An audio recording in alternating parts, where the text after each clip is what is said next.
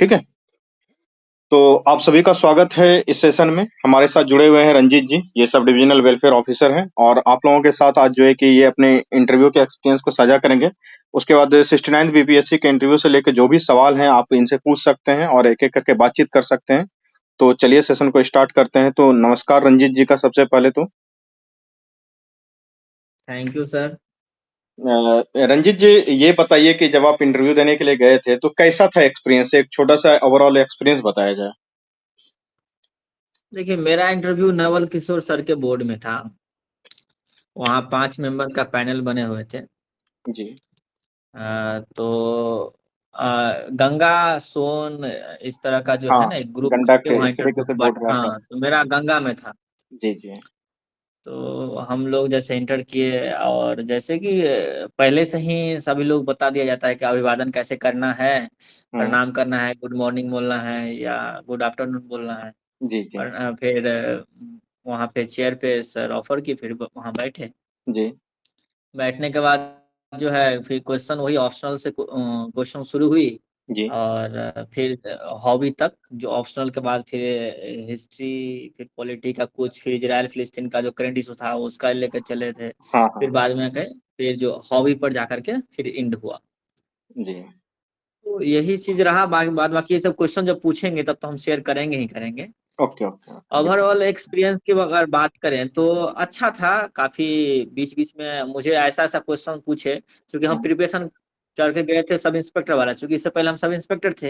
हम्म। तो हम ये मान के चल रहे थे कि सब इंस्पेक्टर से ज्यादा क्वेश्चन पूछा जाएगा, मेरे जॉब बैकग्राउंड से ज्यादा क्वेश्चन पूछा जाएगा। बिल्कुल बिल्कुल। लेकिन ऐसा हुआ नहीं। मतलब मेरा क्वेश्चन जो है करंट बेसिस और हिस्ट्री बेसिस पे रह गया। हिस्ट्री में भी साउथ इंडिया को कुछ ज्यादा ही प्रायोरिटी दे रहे थे सर लोग वहाँ का। तो हाँ। फिर यही सब क्वेश्चन सब हुआ। उसके बाद जो है लगभग यही 17 मिनट के आसपास मेरा चला हुआ अच्छा। होगा अमूमन। और तो इंटरव्यू उसके में बाद मार्क्स फिर कितने आए थे? 72 मार्क्स दिए थे। तो अच्छे मार्क्स थे फिर तो काफी अच्छा एवरेज था एक्सपीरियंस ना। रहा। हाँ। हिस्ट्री में क्या क्या पूछा था सर? हिस्ट्री में पूछ रहे थे कि साउथ, वही चोल, चालुक्य, पांडे वंश के बारे में पूछ रहे थे। वही बता रहे थे कि दक्षिण भारत में किस तरह से अकबर का क्या वहां पे क्या रोल रहा था। यह सब चीज दक्षिण भारत से रिगार्डिंग विजयनगर साम्राज्य के बारे में कुछ कुछ पूछे थे। और यही सब चीज। एक्चुअली होता क्या है कि जब एक बात निकल जाती है इंटरव्यू में तो उस बात पे बात होते हुए वो दक्षिण भारत की हाँ तरफ अगर हाँ इंटरव्यू हाँ निकल हाँ गया तो दक्षिण भारत की तरफ हाँ। ही मूव करते रह जाता है। जी तो जी ये जी खास जी। करके ये इंसिडेंट्स जो है कि हम देखने को मिल गया आपके इंटरव्यू में। हम जो ये सोच के चल रहे थे ना कि संगोल से लेके जाएगा, जो हाँ संगोल का वहाँ बहुत बहुत पॉपुलर हो रहा था ना। हाँ, उस समय लेकिन संगोल वहां का से मुद्दा लेके नहीं काफी चला पॉपुलर गया। था। हाँ। हाँ, कोई ऐसी बात आ गई कि फिर भी लेके चला गया विजयनगर साम्राज्य के बारे में। बिल्कुल। तो पूछिए, अब आप सवाल पूछ सकते हैं रंजीत जी से, एक एक करके आपके सवाल का जवाब देंगे। जी पूछिए। कोई टॉपिक छिड़ जाएगा, फिर वहीं से कोई दूसरा मेंबर कोई और, कोई तीसरा कुछ और, चौथा कुछ और, उस तरह से कुछ भी पूछना शुरू कर देगा। ये चीज है।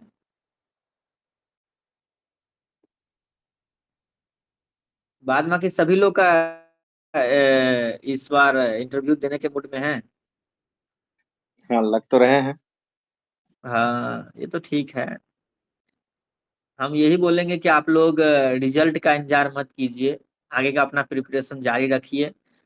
क्योंकि आप जो प्रिपरेशन करेंगे ना आगे, उससे भी एक दो क्वेश्चन इंटरव्यू में आ जाएगा। ऐसा नहीं है कि जो आप रिजल्ट आ जाएगा फिर इंटरव्यू का प्रिपरेशन करेंगे। मेरे केस में ऐसा ही हुआ था।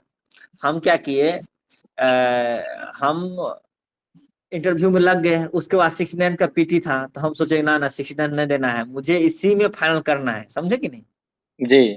और हम पूर्णतः लग गए इसमें, इंटरव्यू देना है, क्योंकि हमको टाइम मिलता नहीं था सब इंस्पेक्टर वाला जॉब में कि हम बुक भी खोल के एक बार पढ़ ले। तो हम पूरा ऑप्शनल का क्वेश्चन आंसर तैयार करना, मेरा जो ग्रेजुएशन सब्जेक्ट था उसका क्वेश्चन आंसर, जॉब से रिगार्डिंग सब तैयार करने में लग गए। बाद में ऐसा हुआ कि मुझे लगा कि अगर हम कुछ पढ़ के नहीं भी जाते तो जितना पूछा उतना जवाब हम दे सकते थे। बिल्कुल।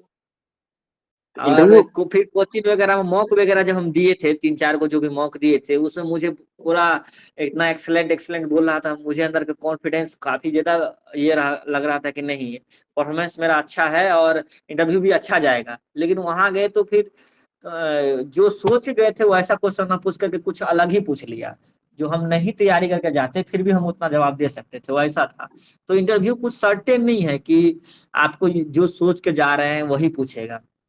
कभी कभी होता है आपका अगर लक अच्छा रहा और प्रिपरेशन जिसे सोचे हैं वैसे ही पूछ लेगा, लेकिन अमूमन ऐसा होता नहीं है। हाँ, लेकिन इसीलिए कि आप हर एंगल से तैयार होकर जाएंगे। जो भी करंट इशू चल रहा है अभी से उसका देख लीजिए, जनवरी से लेकर के कम से कम तो देख ही लीजिए कि कौन कौन हाईलाइटेड इशू है।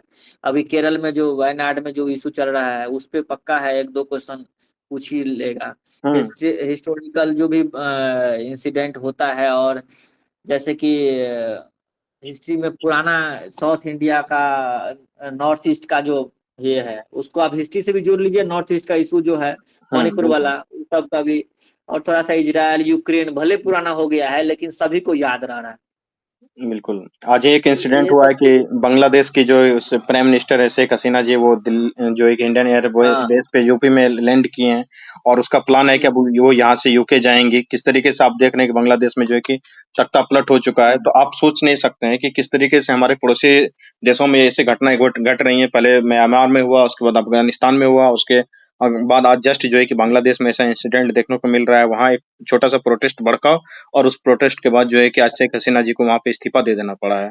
तो इस तरीके से कई सारे, जैसे अभी ईरान ने बोला है कि हम इजराइल के ऊपर हमला कर देंगे, वो हमास के जो एक मेन लीडर को मार दिया गया है। तो ये जितने भी करंट इशू चल रहे हैं उस इशूज पे आपकी अच्छी खासी पकड़ होनी चाहिए। उस दिन आए थे कार्तिकेयन जी और उन्होंने पूछा था कि वो क्या कहते हैं, दिल्ली म्युनिसिपल कॉर्पोरेशन के बारे में पूछा था, तो वो तक पता नहीं था। जबकि 3 छात्र जो है कि इसमें रॉ आईएएस कोचिंग की जो घटना घटी है उसमें उनका दुखद निधन हो गया है। ये बहुत पॉपुलर है, इसको हम्म तो देख ही लीजिएगा। वो तीनों को क्या नाम है वो भी जान ही लीजिएगा। और हम्म कोचिंग वगैरह के रिगार्डिंग सरकार का क्या गाइडलाइन है अगर वो भी याद रहे तो बहुत अच्छा है। आज ये आज ही सब चीज और सुप्रीम बजट। कोर्ट ने कहा है कि क्या कहते हैं कि उनको सरकार को गाइडलाइन बनाना अनिवार्य है। बहुत कड़ी फटकार लगाई गई है। तो इन सब सारी चीजों को एकदम बिल्कुल अपडेट रहना है। जैसे कल का ही एक न्यूज हाँ था बिल्कुल। कि यहाँ पे नवादा में जो है कि सीमेंट फैक्ट्री का उद्घाटन हुआ है और शिलान्यास हुआ है, बिहार के मुख्यमंत्री जी और अडानी ग्रुप के सहयोग से किया गया है। तो इन सारे न्यूज को हम्म। आपको बिल्कुल अप टू डेट रहना होगा। तभी जो है कि जो रंजीत जी कहना चाह रहे हैं कि आप लेटेस्ट न्यूज से और साथ के साथ जो पुरानी न्यूज है, कई समय काफी लंबे समय से चर्चाओं में चल रहे हैं, इन सारी चीजों को जस्ट खास करके जैसे इलेक्शन का रिजल्ट वगैरह आया है, तो ये इन सारी चीजों को आपको जो है कि प्रैक्टिस में रखना होगा। तो कुछ सवाल आ रहे हैं, तो जैसे कि रामानुज जी कुछ पूछना चाह रहे हैं, तो पूछिए। एक चीज और बोलना जी चाहेंगे जी सर। सर वेट वेट, हाँ सर, बोल मेरा रहे एक हैं। क्वेश्चन ये है कि अतुल प्रसाद सर बोले थे कि 69th में एक क्वेश्चन को एक ही एग्जामिनर चेक करेगा। क्या ये बात सही है कि बस वैसा बकवास किया है उन्होंने? देखिए जी इस पे डिबेट करना ना हम लोगों से कहीं से उचित नहीं है। क्या चेक करेगा नहीं चेक करेगा उस पे आप क्वेश्चन, ये प्राइवेसी होता है। भले वो मीडिया में बोल दिया अलग बात है, ये प्राइवेसी होता है। उस चीज को ना आपसे शेयर करेगा, उसके लिए आप आरटीआई वगैरह भी नहीं कर सकते कि एक क्वेश्चन एक ही चेक किया है कि नहीं। ऐसा कोई रूल भी नहीं है, कोई प्रोविजंस भी नहीं है, समझे कि नहीं। कौन चेक कर रहा है क्या चेक कर रहा है डजेंट मैटर, हम उसमें क्वालिफाई हो रहे हैं कि नहीं वही आप सोचिए। और इसी पे दिमाग लगाना चाहिए हम लोगों को। हम अपना ओके क्वेश्चन को सर। बेस्ट लिखेंगे, एक क्वेश्चन एक आदमी चेक करेगा। पॉसिबल है, जहां तक मुझे लग रहा है कि ऐसा तो बिहार में पता नहीं कहाँ से ले लिया। हाँ ये हो सकता था कि हिस्ट्री वाला सेशन को एक आदमी चेक करे, पॉलिटिक्स को एक, इकोनॉमिक्स को एक, ज्योग्राफी को एक, साइंस एंड टेक को एक आदमी एक क्वेश्चन चेक करेगा। इस तरह का मन में तो बातें नहीं लाना चाहिए, ये सब कहीं से उचित ना है। अभी पढ़ाई लिखाई पर ध्यान देना चाहिए हम लोगों को। देखिए हम लोग स्टूडेंट है, हम लोगों का लक्ष्य है सक्सेस कर जाना और जो मेरिट लिस्ट जो आता है उसमें अपना एक नाम हो जाना। क्योंकि जब तक स्टूडेंट है तब तक हम लोग छात्र नेता तो है नहीं ना। बिल्कुल तो बिल्कुल हम लोग इस पे क्या क्या करेंगे, क्या सर बात सही है कि बिल्कुल नहीं। बिल्कुल बात सही है कि हम लोग हाँ। छात्र नेता है नहीं। और दूसरी बात, अगर अच्छा लिखे होंगे तो सिलेक्शन जरूर होगा। तो नहीं अगर तीसरी एक बात ये क्वेश्चन भी एक है। आदमी चेक ही किया और हम सेलेक्ट ही नहीं हो पाए, या एक क्वेश्चन एक आदमी चेक किया और हम सेलेक्ट हो गए, हमारा रिजल्ट पूरा डिफरेंट हो गया।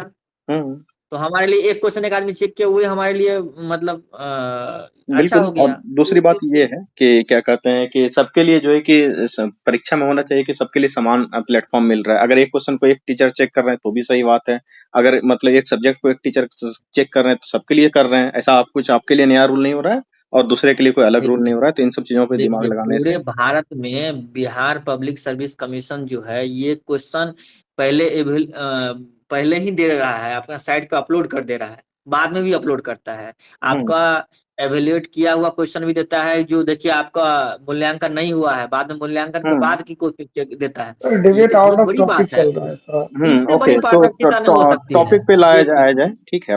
जो हाँ भी हाँ होगा हाँ। तो सबके लिए होगा। ठीक है, अगला सवाल पूछिए। Thank you. जी पूछिए कि निको कुछ सवाल पूछना है, रंजीत जी से पूछ सकते हैं।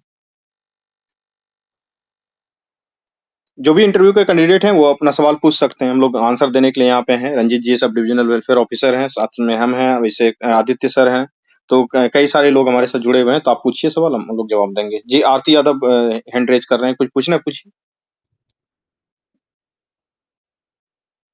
जिनको पूछना है पूछ सकते हैं सवाल।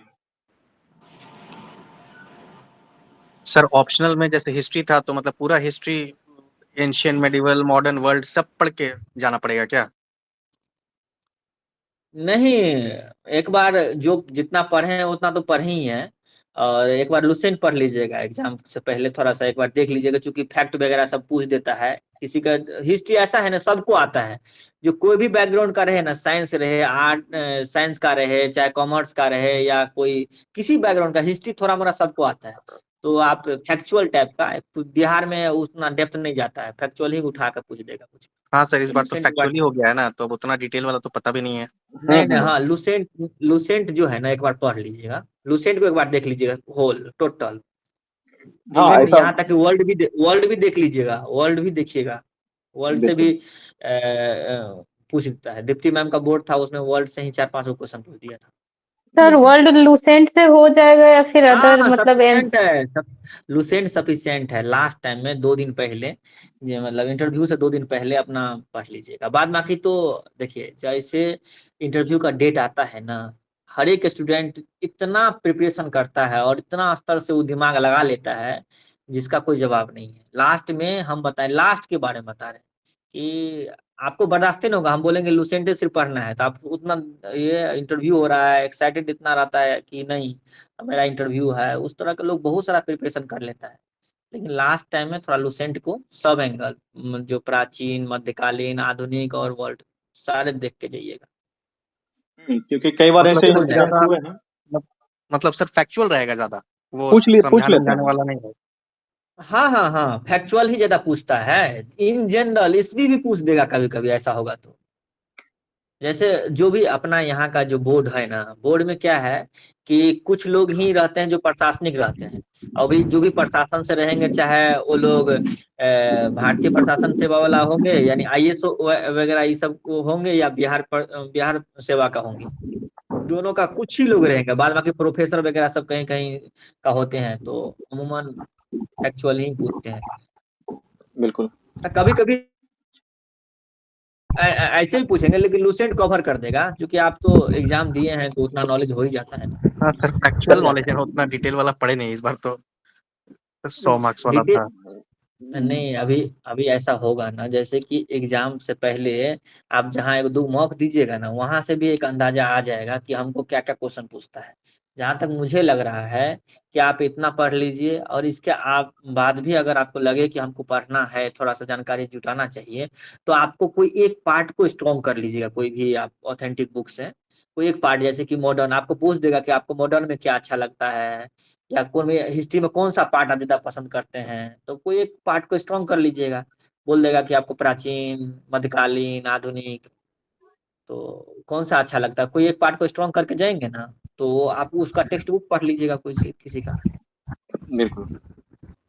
तो उससे सर फायदा ये होगा ग्रेजुएशन कि के सब्जेक्ट, हाँ, क्या पूछ रहा है सर संतोष, ग्रेजुएशन के ग्रेजुएशन सब्जेक्ट? सर ग्रेजुएशन के सब्जेक्ट में जो ऑप्शन ये ऑनर्स पेपर होता है उसके उसमें कितना डीप जाते हैं वो लोग? देखिए डिपेंड करता है कि उस बैकग्राउंड को जानने वाला है वहां पे है या नहीं। नॉर्मली मान के चलते हैं, जैसे कि आप मतलब सूचना और जनसंपर्क वाले विभाग से आप मान के चलिए ऑप्शनल किए हैं, तो उसके जानने वाले कम मिलेंगे, ठीक। लेकिन आप पॉपुलर ज्योग्राफी, पॉलिटी या इकोनॉमिक्स इस सब चीज से किए हुए हैं, अगर जानने वाले होंगे, उस बैकग्राउंड के होंगे, तो आपका अच्छा खासा क्वेश्चन आएगा। समझ रहे कि नहीं मेरी बात को? बिल्कुल। हो सकता है कि जिस आप कौन सब्जेक्ट से आपका ग्रेजुएशन है ग्रेजुएशन उस पर डिपेंड करता है। आपको मान के चलिए मैथमेटिक्स से है, या कोई इलेक्ट्रॉनिक्स लिए है, या कोई मैकेनिकल लिए हैं, तो हो सकता है वो बैकग्राउंड के वहां बैठे नहीं है, तो आपका आपसे कहाँ से क्वेश्चन राइज करेंगे? फिर भी 3 4 5 को तो पूछ ही देंगे कुछ ना कुछ, जो कॉमन बात है। जैसे एक लेकिन अगर इंसिडेंट उसी शेयर करते बैकग्राउंड हैं। के रहेंगे तो पूरा अंदर तक जाएंगे। हाँ, लेकिन ये बात ध्यान रखना है जाए कि जो भी आपको पॉपुलर है सब्जेक्ट से आप ग्रेजुएट है, तो उसको तैयार करना है। इवन यहाँ तक इंजीनियरिंग का भी कोई सब्जेक्ट है, उसको भी तैयार कर जाना है। जूलॉजी, बॉटनी से भी बहुत डेप्थ तक क्वेश्चन पूछा है पास्ट में। वो निर्भर करता है कि वो इंटरव्यूअर का उसमें बैकग्राउंड है कि नहीं। ये जैसे एक इंसिडेंट है, शेयर हाँ। करते हैं कि पिछले बार एक बच्चे थे, वो इलेक्ट्रिकल इंजीनियर थे, तो वो इंटरव्यू जब दे के आए थे, तो उन्होंने जो है कि एक्सपीरियंस शेयर किया। तो वहाँ पे कोई बोर्ड मेंबर इलेक्ट्रिकल इंजीनियर से तो नहीं थे, बस उन्होंने उनसे ये पूछ दिया कि आप बताइए कि इस रूम में जो है कि कितने डिवाइसेस ऐसे हैं जो कि इलेक्ट्रिकल लगे हुए हैं, और कौन से ऐसे डिवाइसेस हैं जो इलेक्ट्रॉनिक्स हैं। तो उनको पूछा गया। अब ये बिल्कुल ही कॉमन सेंस का क्वेश्चन है। इसी तरीके से कई बार होता क्या है कि कई बार जब उनका बैकग्राउंड नहीं रहेगा, तो कॉमन सेंस पे आधारित या फिर जनरल यूज में आधारित क्वेश्चन पूछा जाएगा आपके ग्रेजुएशन से सब्जेक्ट से रिलेटेड। लेकिन अगर उनका बैकग्राउंड मैच कर गया है कि आप हिस्ट्री से हैं, वो भी हिस्ट्री से हैं, तो वो जो है कि क्या कहते हैं, इतिहास में जो सबाल्टर्न हिस्ट्री वगैरह होता है, हिस्ट्री राइटिंग पे भी सवाल पूछा गया है। तो वो निर्भर टोटली करता है कि बोर्ड के मेंबर का सब्जेक्ट और आपका सब्जेक्ट, यानी कि आपका लक कैसा है उस दिन। तो आप दोनों तरीके का काम करें। एक तो जो है कि आप जो भी जानकारी है, जितना भी है आपको क्या कहते हैं अपने ग्रेजुएशन सब्जेक्ट का, उसको देख लें। नहीं हो तो कम से कम सारे थ्योरीज, फार्मूला और जितने सिलेबस में चीजें थे उनको आप ध्यान कर लें।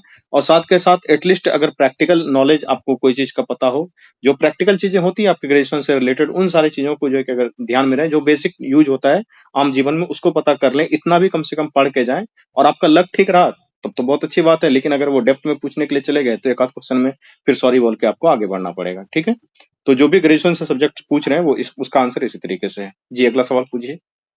अगर सर कोई भी एस्पिरेंट अगर पीजी किया हुआ है तो वो भी देखने की जरूरत है? हाँ बिल्कुल। पीजी का तैयारी आपका अच्छा नहीं है, बस जस्ट लाइक पीजी एक डिग्री के लिए कर रखे हैं, तो उसको नहीं शो कीजिएगा, तो ही ठीक नहीं मत कीजिए। रहेगा। हाँ, अच्छा शो ही नहीं करना है। जैसे कि मेरा तो दो पीजी है, तो मैं यही सोच रहा था। नहीं, अगर आपका तैयारी अच्छा नहीं है तो 2 पीजी है, आपके ग्रेजुएशन तक ही आप दिए हुए हैं, तो ग्रेजुएशन तक ही बताएंगे। क्योंकि 2 ओके पीजी के चक्कर में आपको इतना क्वेश्चन पूछेगा कि आपको एवरेज से भी कम मार्क देके चला जाएगा। ओके, जी थैंक यू। जी, नेक्स्ट क्वेश्चन पूछिए, सवाल पूछिए। Hello sir sir. हाँ, सर ग्रेजुएशन वाले पेपर का ज़्यादा आंसर नहीं कर पाए, क्योंकि ऑप्शनल अभी डिफरेंट हो गया, ग्रेजुएशन का ज़्यादा टाइम हो चुका है, तो वो बहुत मैटर करता है क्या? हाँ, ग्रेजुएशन वाला सब्जेक्ट का एक नोट्स तो आपको बनाना ही पड़ेगा। लगभग 250-300 क्वेश्चन तो ग्रेजुएशन से तैयार करके ही जाना ही पड़ेगा। क्योंकि ये मान के चलिए कि हिस्ट्री तो अमूमन इस बार ऐसा हुआ ना कि ऑब्जेक्टिव टाइप कर दिया है, तो लगभग 100 में 70-80% हिस्ट्री रख रहा है। तो आप हिस्ट्री रख रहा है तो एवरेज हो गया। जो एवरेज होता है उससे क्वेश्चन तो नॉर्मली 1-2 को पूछ ही देगा, 10 को पूछ ही देगा। लेकिन ग्रेजुएशन का सब्जेक्ट से क्वेश्चन पूछेगा ही पूछेगा। तो आप 100, 150, 200 क्वेश्चन जो बनने वाला है उसका तैयार करके रख लीजिए।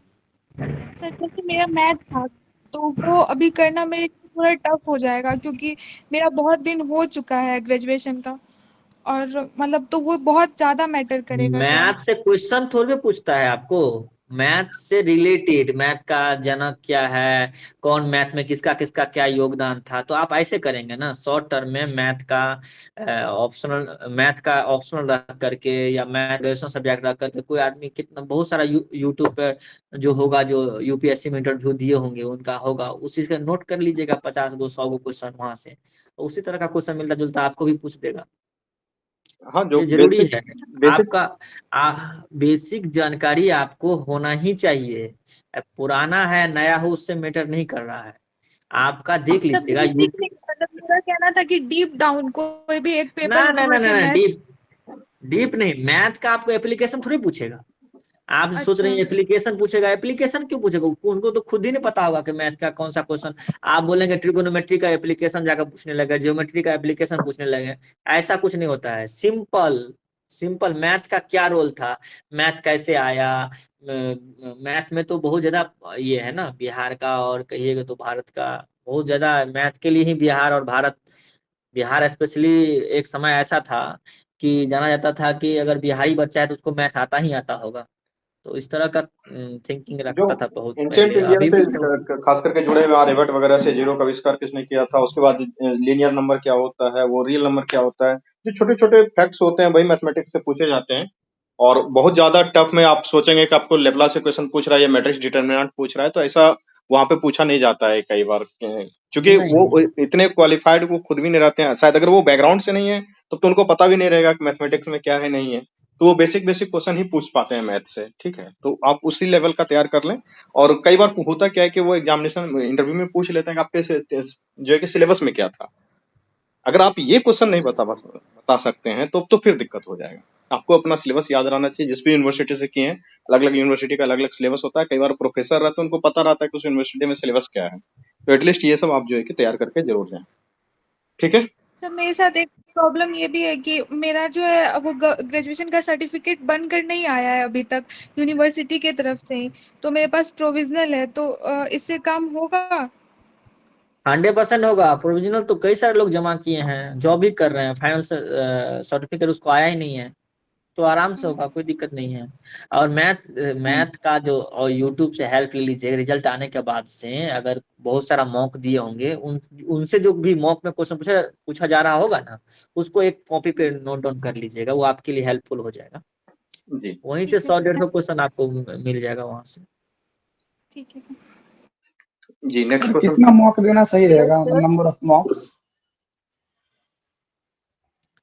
अगर फर्स्ट टाइम इंटरव्यू दे रहे हैं तो कम से कम 7 8 मॉक, लगभग 10 मॉक दे दीजिएगा, कॉन्फिडेंस हो जाएगा।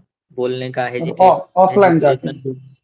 हाँ हाँ, ऑफलाइन ही। ऑनलाइन का क्या है, मॉक ऑफलाइन ही आपको देना है।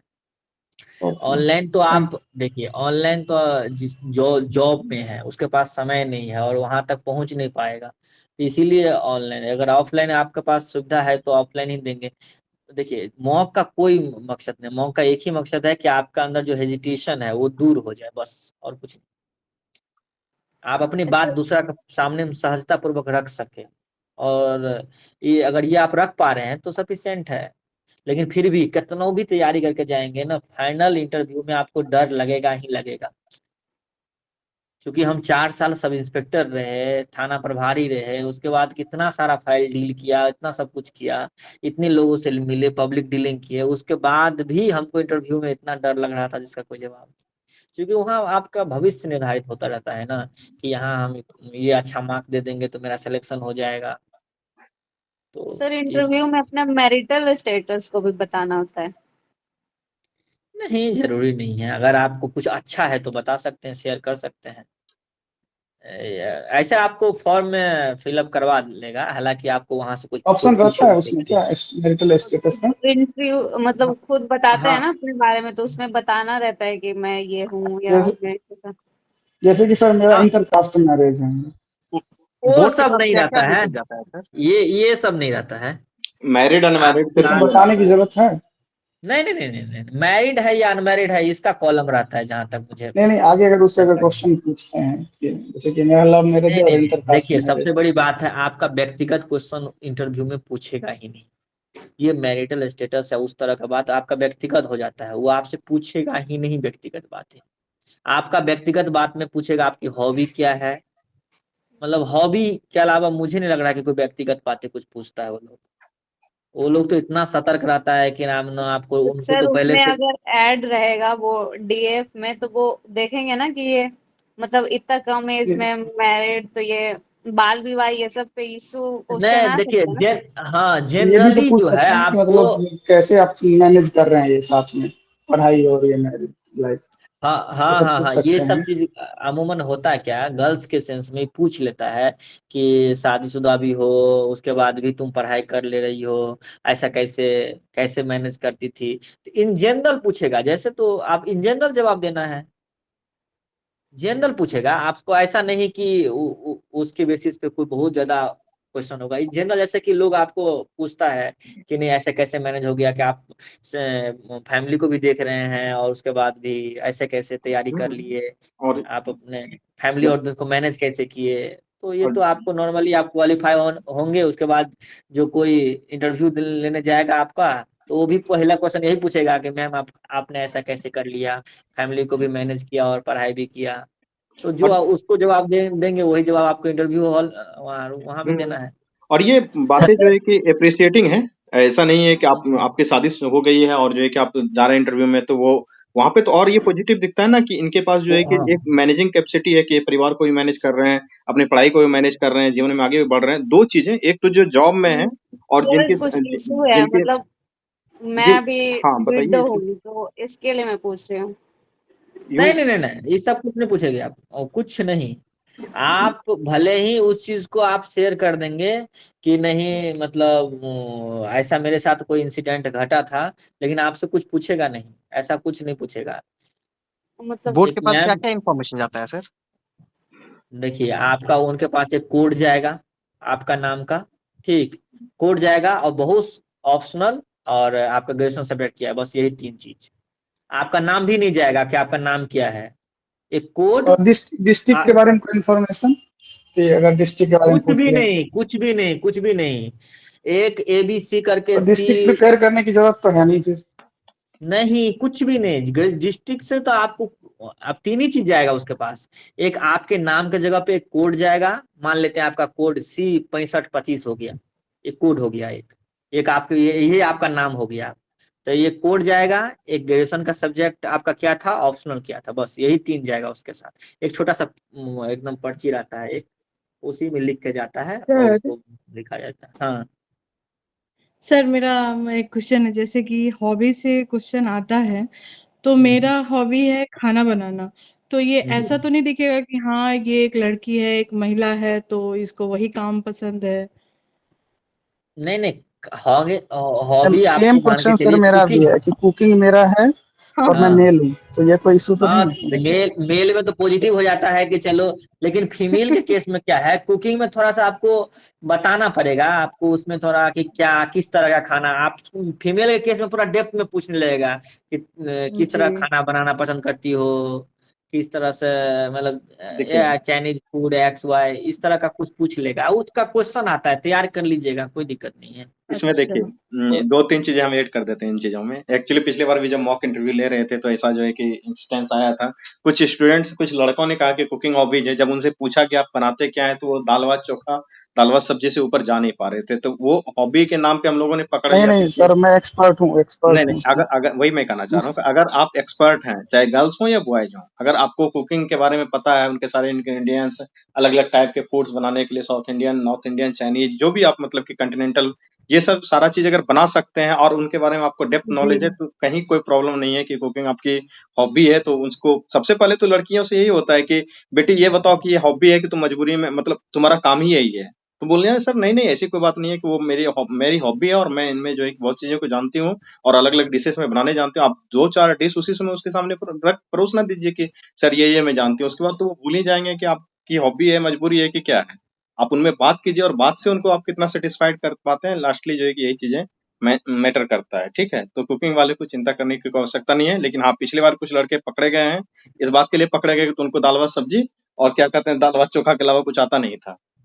ये हुआ है, मैं ही इंटरव्यू ले रहा था मॉक में, ये पकड़ लिए थे। ठीक है, तो ऐसे ही नहीं जवाब देना है। ठीक है, हेलो। चलिए अगला सवाल। हाँ यस सर, मैं थोड़ा लेट ज्वाइन किया। जी जी, पूछिए। थोड़ा सर ये थोड़ा बता देते कि मतलब क्या क्या अभी किस चीज पे फोकस करे ज्यादा, जैसे कि अब मेरे साथ मैं अभी यूपीएससी मेंस भी लिख रहा हूँ इस टाइम, तो टाइम मैनेज कर पाना बड़ा मुश्किल हो रहा है। तो ठीक ठीक है, उसको बता देंगे लास्ट में। एक दिन कार्तिकेयन सर आए थे तो इस पे जो है कि डिटेल में डिस्कशन भी हुआ। आपको 4-5 टॉपिक दिया गया, उस पे आपको नोट्स बनाने के लिए कहा गया है।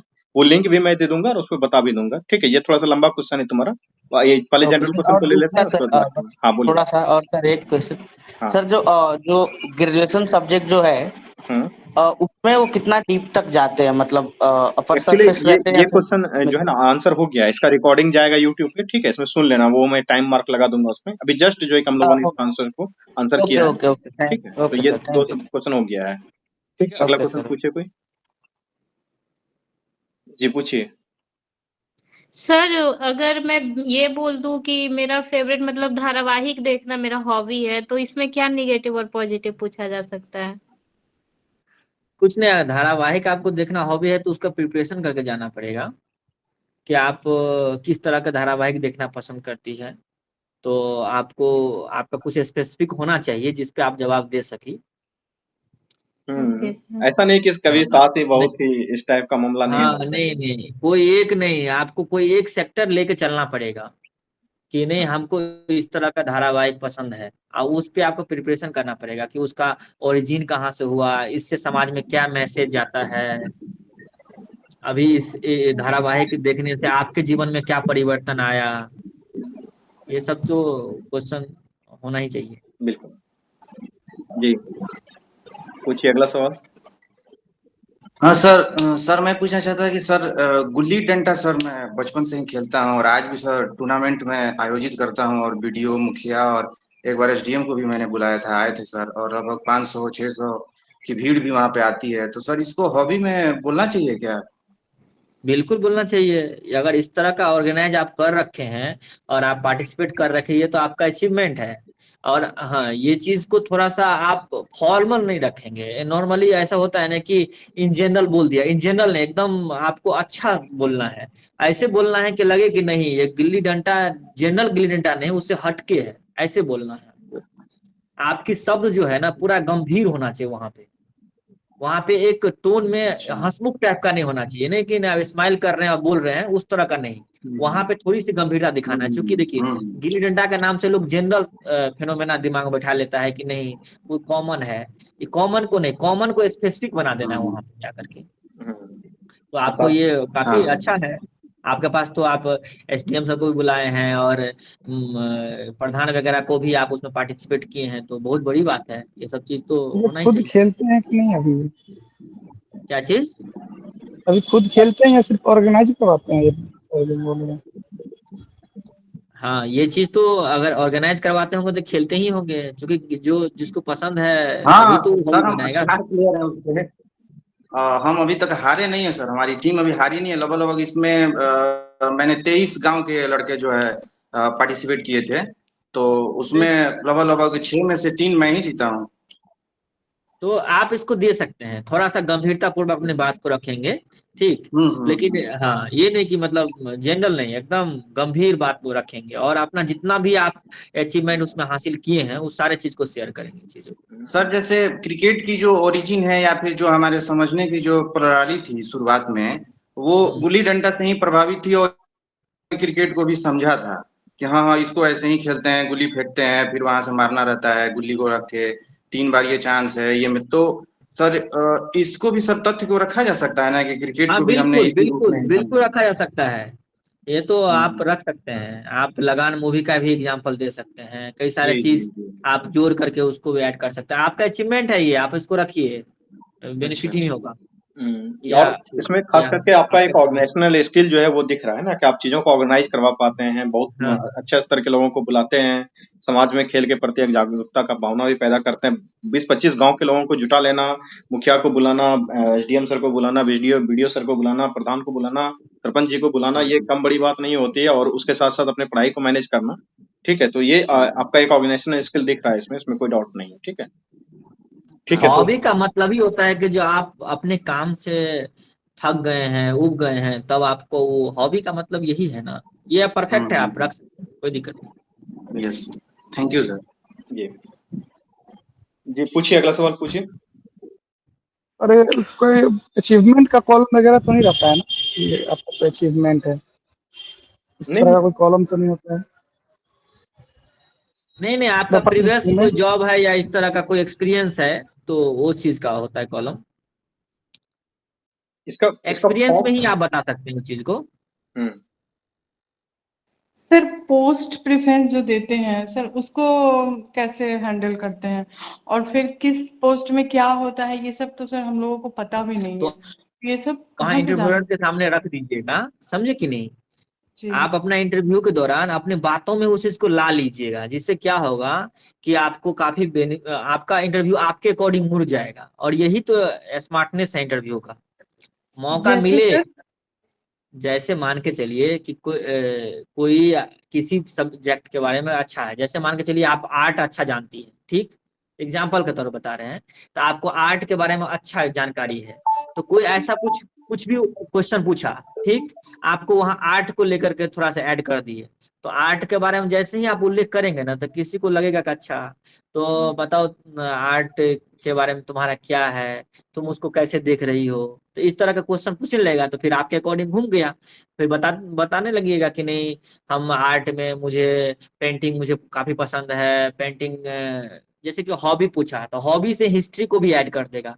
आर्ट है, मधुबनी पेंटिंग में मधुबनी पढ़ने से वहाँ का हिस्ट्री पूछ लिया, और इसी में आपका 10-15 मिनट इंटरव्यू चला गया, तो आपके लिए तो समझिए कि काफी ज्यादा बेनिफिशियल हो जाता है, और आपके पक्ष में इंटरव्यू हुआ ऐसा माना जाएगा, अच्छा। समझे कि नहीं। बहुत सारा सर कीवर्ड होता है ना। पोस्ट के जी, बारे जी, में जी, पूछ जी, रहे हैं हम हमसे। अच्छा, जवाब दे रहे पोस्ट हैं। हम सेकंड में आ रहे हैं, जी तो इस जी। पहले वाला क्वेश्चन का आंसर दे रहे थे। अच्छा पोस्ट जी सर। पोस्ट प्रेफरेंस के बारे में अभी अभी नहीं सोचना है।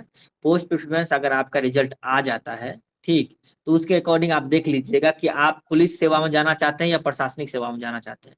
पुलिस सेवा आपको प्रायोरिटी देते हैं, तो पहले तो आप बीपीएस देंगे, उसके बाद जो भी सेवा है जैसे कि जिला जेल समस्या सुपरिटेंडेंट सेवा है, गृह टाइप, सेवा है। और हाँ, उसके बाद अगर आप प्रशासनिक सेवा को वरीयता देते हैं, तो आप फिर बीए से शुरू करेंगे, और पहले ये भी उसको समय में देखना पड़ेगा कि उसमें क्या क्या सीट है। आज जिसको आप वरीयता दे रहे हैं वो वैकेंसी कम है, आज वैकेंसी है ही नहीं, तो पता चलेगा जो आपको मिलने वाला भी अच्छा पोस्ट है वो नहीं मिला, आपको कुछ और मिल गया। ये सब देखना पड़ेगा किस में कितना सीट है, उसके अकॉर्डिंग आप अपने वरीयता को चूज करेंगे, ठीक। उसके लिए आप गाइड ले लेंगे, थोड़ा यूट्यूब वगैरह पर भी देख लेंगे। नहीं, इसमें ये ऐड करना चाहेंगे कि ये जो पोस्ट प्रेफरेंस की बात बोल रहे हैं, ये सभी बच्चों का कॉमन क्वेश्चन होता है, और जैसे इंटरव्यू नजदीक होता है, उसका जब डेट फॉर्म प्रपत्र 1 प्रपत्र 2 निकल जाता है ना, तो बच्चे परेशान होने लगते हैं। तो हम बताना तो चाहेंगे हम कि इसके लिए कि हम लोग क्या करते हैं कि बाकायदे इसकी प्रॉपर एक क्लास ही लेते हैं। 1 क्लास, 2 क्लास, 3 अच्छा क्लास इसमें लग जाता है। पहले तो जनरल क्लास लेते हैं। जनरल क्लास में चीज़ों को पढ़ाते हैं कि बीएएस में क्या होता है, और मतलब कि पुलिस सेवा में क्या होता है, आरक्षी सेवा में क्या होता है, समष्टा सेवा में क्या होता है। उसके बाद फिर आप वेलफेयर ऑफिसर बनेंगे, तो आपको किस तरीके का वर्क लाइफ मिलेगा, ठीक है। बीपीआरओ बनेंगे तो क्या होगा, आरडीओ बनेंगे तो क्या होगा। इस तरीके से जितने भी आपके उस वर्ष में पोस्ट निकले होंगे, सारे पोस्ट को हम लोग सबसे पहले उसके पोस्ट प्रेफरेंस के बारे में, वो लेवल 8 का है, लेवल 9 का है, लेवल 7 का है, लेवल 6 क्या है, ये पढ़ाते हैं। उसके बाद पर्सनलाइज्ड जो बच्चे रहते हैं उनको बाकायदे एक-एक करके फॉर्म भरवाते भी हैं बैठ के, कि आप इसको ऊपर रख लीजिए, नीचे रख लीजिए। फिर बच्चे भी भर के देते हैं कि सर ये देख लीजिए, मैंने ये पोस्ट प्रेफरेंस चूज़ किया है, इस पे जो है कि आपका क्या राय है। तो हम लोग भी उसको फिर चेक करके देते हैं कि हाँ, अगर तुम इस तरीके का सेवा चाहते या चाहती हो, तो इस तरीके का तुम पोस्ट प्रेफरेंस रखो। तो वो एक-एक करके डिटेल में उसको पहला चीज़ है उसको पढ़ाना, उसको बताना उस पोस्ट के बारे में।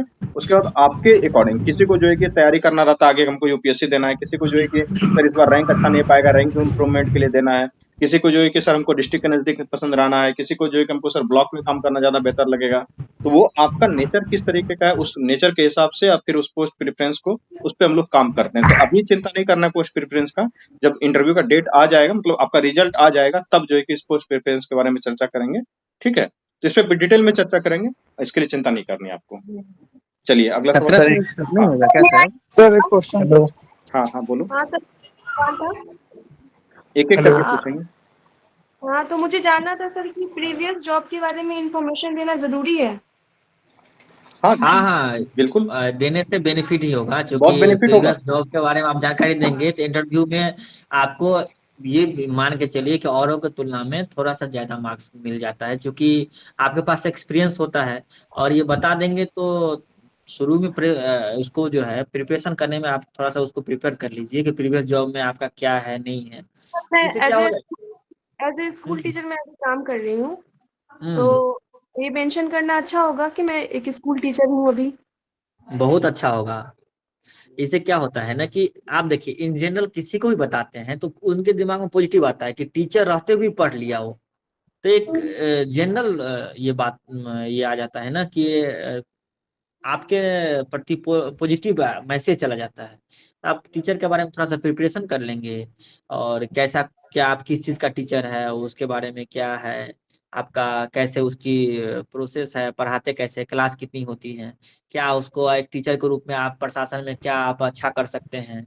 अगर आप जी प्रशासन में जाते हैं तो आपके लिए आप ही अपना जो आपने एक्सपीरियंस गेन किया है उसका क्या बेनिफिट होगा प्रशासन को, ये सब चीज काफी ज्यादा होगा, उसको ऐड करिएगा ही करिएगा, काफी बेनिफिशियल होगा आपके लिए। Okay sir. Good evening sir. मेरा इसी जॉब से रिलेटेड ही कंटिन्यू सवाल है कि सर मेरा ग्रेजुएशन सब्जेक्ट इलेक्ट्रिकल इंजीनियरिंग रहा है और मैं अभी एक सॉफ्टवेयर इंजीनियर हूँ, तो सर दोनों को मैनेज करना पड़ेगा, मतलब ग्रेजुएशन सब्जेक्ट को भी और जॉब को भी, टोटल मतलब दोनों को इक्विवेलेंट करना पड़ेगा, या सिर्फ ग्रेजुएशन सब्जेक्ट पे ज्यादा फोकस करें सर? नहीं, आप ग्रेजुएशन सब्जेक्ट को थोड़ा मोड़ा देख लेंगे, उसका नोट्स बना लेंगे 2 4 5 पेज में, हल्का हल्का जो बेसिक बात है, लेकिन आप जॉब से आपसे ज्यादा क्वेश्चन पूछा जाएगा। तो जॉब में आप 100% जैसे ही आपका ग्रेजुएशन सब्जेक्ट पूछ पे चर्चा चले ना, तो आप किसी न यस सर। किसी टॉपिक, किसी न किसी बहाने से आप अपना जॉब वाला बात जरूर छेड़ दीजिएगा, आपसे भले आपसे ना पूछे, सर मैं भी हल्का डिप्लोमा छेड़ ही किया हूँ दीजिएगा, ग्रेजुएशन और अपना करके। जॉब का एक्सपीरियंस ग्रेजुएशन जो है करके पूरा डिप्लोमा अपना किया हूँ। बताइएगा। जी सर। जी हाँ, सर। ये काफी जरूरी, क्योंकि देखिए जॉब का एक्सपीरियंस आपका क्या होता है, डे टू डे आप काम कर रहे हैं, आप जो बोलेंगे ना तो आपका फेस और आपका एक्टिविटी एकदम पूरा पूरा पॉजिटिव वहां पे जाएगा। और ग्रेजुएशन सब्जेक्ट तो आप रट के उस तरह के जाएंगे, जॉब का एक आपका एक्सपीरियंस है, डे टू डे उसको काम किए हैं, उसके साथ जिए हैं, तो उसको बोल। सर जैसे जॉब मेरा जैसे सॉफ्टवेयर सेक्टर में है, तो सर इसका नेगेटिव भी कवर करना हमेशा पड़ेगा, कम कर या? दीजिए अपना। सॉरी हाँ, सर।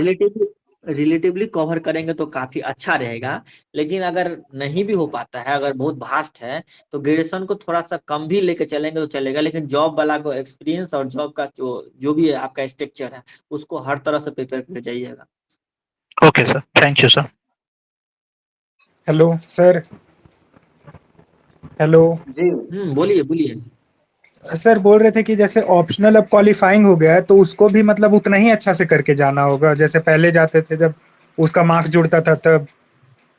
देखिए ऑप्शनल में यदि आपके पास हिस्ट्री है, तो हिस्ट्री बिहार में सबको आता है, हमने पहले भी बात को चर्चा किया है कि सबको आता है, तो आपको हिस्ट्री तो एक अच्छा तरीका से तैयार करके जाना ही पड़ेगा, क्योंकि कॉमन हो जाता है ना, ना कुछ पूछेगा तो हिस्ट्री 5 क्वेश्चन पूछ ही देगा, तो उस सर मेरा हिसाब से फिजिक्स हिस्ट्री। ऑप्शनल है मान लेते हैं, तो फिजिक्स ऑप्शनल में उसको पूरा बढ़िया से करके जाना होगा। नहीं नहीं नहीं नहीं नहीं, तब उसको हल्का फल्का ऊपर ऊपर से देख लीजिए, उतना डेप्थ जाने की जरूरत ना है। अगर हिस्ट्री है तब की बात बता रहे हैं आपको, क्योंकि अमूमन क्या हो रहा है ना कि अभी का ट्रेंड चल गया है, 75% जो स्टूडेंट है वो हिस्ट्री रख लेता है। तो ऐसे केस में अगर कोई दूसरा है, हाँ लिटरेचर वगैरह है, तो उसमें प्रिपरेशन करना ही पड़ेगा। देखिए हिस्ट्री हो गया, पॉलिटी हो गया, ज्योग्राफी हो गया, लिटरेचर हो गया, ये जनरल जो है सब्जेक्ट, उसके बारे में जिसको सब कोई जानते रहता है थोड़ा बहुत, उसका प्रिपरेशन करना बहुत ही जरूरी है, समझे। और सर अगर ग्रेजुएशन सब्जेक्ट मान लीजिए कोई साइंस का सब्जेक्ट है, जैसे फिजिक्स है, फिजिक्स से जी मेरा एमएससी भी है, तो सर मतलब कि उसको फिर से वापस ग्रेजुएशन और एमएससी का जाके टॉपिक सब देखना पड़ेगा उसके लिए, या फिर 11th 12th का जो आईआईटी वगैरह के लिए पढ़े थे वो काफी होगा एक वैसा वीडियो नहीं देख नहीं के? नहीं, उतना नहीं, आप जो है अपना इंटरव्यू का प्रिपरेशन जब फिजिक्स केमिस्ट्री फिजिक्स का है, तो आप 11th नहीं 10th तक कहीं रखिएगा, उसका स्टैंडर्ड उतना ही तक रहता है 10th तक का, उससे बहुत नहीं जाएगा। कॉमन क्वेश्चन पूछेगा आपका साथ, एप्लीकेशन और भास्ट उस तरह से नहीं पूछेगा, सिंपल कॉमन क्वेश्चन, लाइट का, ये पैरेलल सीरीज, ये सब इस तरह का बात, छोटी छोटी बात पूछती है। ठीक है सर, ठीक है, थैंक यू। सर अगर जैसे बिहार पुलिस सर्विस में जैसे वो फिजिकल फिट कंपलसरी रहता है, पहले ही जो फिट रहेंगे वही पुलिस सर्विस ले सकते हैं? नहीं, उसका जो क्राइटेरिया दिया है ना, आपका इंटरव्यू खत्म हो जाने के बाद एक मेडिकल टेस्ट होगा, मेडिकल टेस्ट होने के बाद आपको अगर फिट है तभी आपको उसमें सेलेक्ट करेगा, नहीं तो फिट नहीं है उसके अकॉर्डिंग जो दिया हुआ है, फ्लैट फुट नहीं होना चाहिए, आपके आय का है कि इतना होना चाहिए, तो आपको उसका तो क्वालिफाई करने पड़ेगा जो जनरल है। मान लीजिए डिसेबल्ड कोई है, तो या उस तरह का कोई किसी अंग से डिसेबल्ड है, या नॉर्मली होता है ना कि किसी का पैर हो गया, या कोई नहीं सर, मतलब जैसे मेंटली या उस तरह का कोई चीज होता है, पुलिस तो सर उस सर्विस चीज पहले से जो इसमें कार्यरत है, जैसे कि सिपाही पद पे या फिर और कोई पद पे, तो दिक्कत नहीं ना होगा सर? नहीं नहीं, क्यों दिक्कत क्यों होगा? आपका क्योंकि तो वो देखिए फॉरफिट है सर, क्या चीज का? क्योंकि वो तो फॉरफिट तो पहले से ही है सर, मेडिकल वगैरह फिजिकल वगैरह के बाद ही पद पे आया है। आप पहले से, हम भी पहले से ये भी थे, पुलिस सर्विस में ही थे, हम भी सब इंस्पेक्टर थे, लेकिन फिर भी टेस्ट तो वहां देना ही पड़ता है, सबको एक समान टेस्ट होता है, उसके लिए कोई यूनिक नहीं होता है। लेकिन बहुत छोटा मेडिकल होता है वो, बहुत। हम लोगों का तो बीके रेड्डी का मेडिकल लिया था, यहाँ पे जनरल मेडिकल होता है, जनरल आपके पास कोई प्रॉब्लम नहीं होना चाहिए। किसी को सर, अगर पुलिस डिपार्ट छोड़ के कोई और डिपार्टमेंट में जाना चाहता हूँ, तो सर ऑप्शनल में डाल सकते हैं? पुलिस डिपार्टमेंट छोड़ के किसी और डिपार्टमेंट में जाना चाहता हूँ, इंटरव्यू में जब पूछा जाए कि आप किस डिपार्टमेंट में हैं, हाँ तो हाँ मैं हाँ, नहीं तो आप एक जस्टिफाई आंसर जरूर करेंगे, और उसके लिए आप पहले से प्रैक्टिस करके जाएंगे, क्योंकि आपसे क्वेश्चन बनेगा ही बनेगा कि आप पुलिस सेवा में आप इतना दिन सर्विस किए, अगर आप पुलिस सेवा में ही जाते तो आप और अच्छा से काम कर पाते, ये आपसे पक्का क्वेश्चन पूछेगा। इसको जस्टिफाई करने के लिए आंसर आपके पास होना चाहिए कि सर मेरा शुरू से ही लक्ष्य रहा कि प्रशासन में जाऊं, लेकिन फाइनेंशियली अभाव कारण या कुछ और किसी कारणवश से जो है हमने ये सेवा ज्वाइन किया, लेकिन हम अपने लक्ष्य के प्रति अडिग रहे और अपना प्रिपरेशन छोड़ा नहीं। अंततः हम आपके सामने हैं, हमको आप काफी खुशी मिल रही है कि हम प्रशासन में अपना योगदान दे पाएंगे। उस तरह का एक तैयार करके आपको जाना पड़ेगा, क्योंकि आप पुलिस में सेवा दे रखे हैं, तो आपसे क्वेश्चन पूछेगा ही पूछेगा कि पुलिस सेवा को वरीयता क्यों नहीं दी। ये आप एक आपका फिक्स क्वेश्चन हो गया ये। Thank you sir. Hello sir, एक चीज और सर, वो इंटरव्यू का लैंग्वेज के बारे में थोड़ा क्लेरिफिकेशन मतलब दे सकते हैं क्या, कि मतलब इंग्लिश या हिंदी कौन सा बेहतर होगा, और इंटरव्यू के दौरान क्या उसको चेंज कर सकते हैं, मतलब उसका क्या होता है प्रोसेस? लैंग्वेज कोई मैटर नहीं रखता है, आप इंग्लिश में देना चाहते हैं इंग्लिश में दीजिए, हिंदी में देना चाहता है हिंदी में दीजिए। यूपीएससी की तरह नहीं है कि आपको चूज करना पड़ता है पहले से कि हमको हिंदी में देना है या इंग्लिश में देना है, ऐसा कुछ नहीं है। आप जाइएगा, आप इंग्लिश में कंफर्टेबल है, क्योंकि बिहार में क्या होता है कि बिहार में लोग जनरली हिंदी से ही बात आपको शुरू करेगी, इंग्लिश बहुत कम ही होता है। लेकिन आप क्या करेंगे, आप जैसे कि हिंदी से कोई बात शुरू हुआ, लेकिन उसी में 2 वर्ड हिंदी का और 3-4 वर्ड इंग्लिश का डाल देंगे, तो सामने वाला समझ जाता है कि बच्चा इंग्लिश बैकग्राउंड से है, तो आपको नेक्स्ट क्वेश्चन इंग्लिश में ही पूछेगा।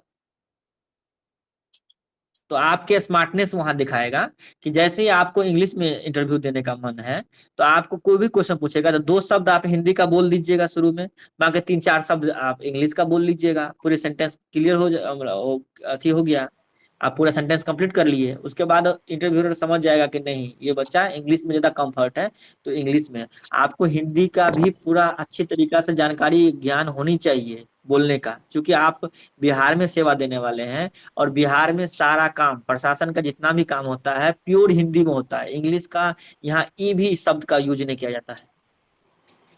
तो आपको हिंदी की उतनी ही जानकारी होना चाहिए जितना कि आपके पास इंग्लिश की। दोनों मिक्स करके यूज कर सकते हैं इंटरव्यू में, हिंदी इंग्लिश मिक्स हाँ करके? हाँ हाँ, कोई दिक्कत नहीं, कोई दिक्कत नहीं है, मिक्स करके बोल सकते हैं।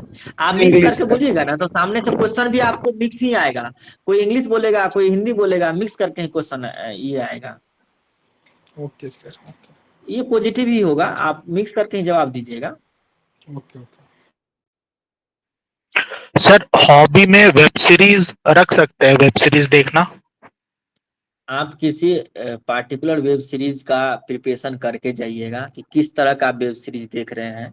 बहुत सारा वेब सीरीज अभी आया है जो मोटिवेशनल होता है, जिससे आप मोटिवेट होकर के आप ये अब वेब सीरीज आप देख रहे हैं, तो उस वेब सीरीज जो आप देखते हैं उससे समाज पे क्या इफेक्ट पड़ रहा है, आप पे उसमें आपके लाइफ में उसका क्या परिवर्तन हुआ, और आप जब जाएंगे सिलेक्ट होकर के फील्ड में, तो आप उस वेब सीरीज का फील्ड में उसका सीखा हुआ चीज को कैसे इम्प्लीमेंट करेंगे।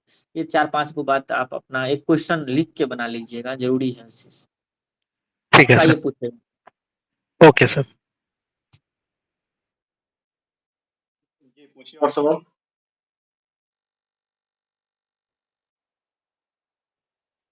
सारे क्वेश्चन खत्म हो गए? आपके मन में इंटरव्यू से रिलेटेड जो भी सवाल है आप पूछ सकते हैं, पूछिए। जो हैंड रेज कर रहे हैं एक करके पूछिए। मोनिशा समा पूछिए।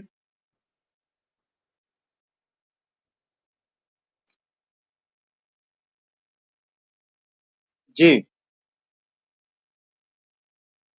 जो भी सवाल है इंटरव्यू से रिलेटेड आप पूछ सकते हैं।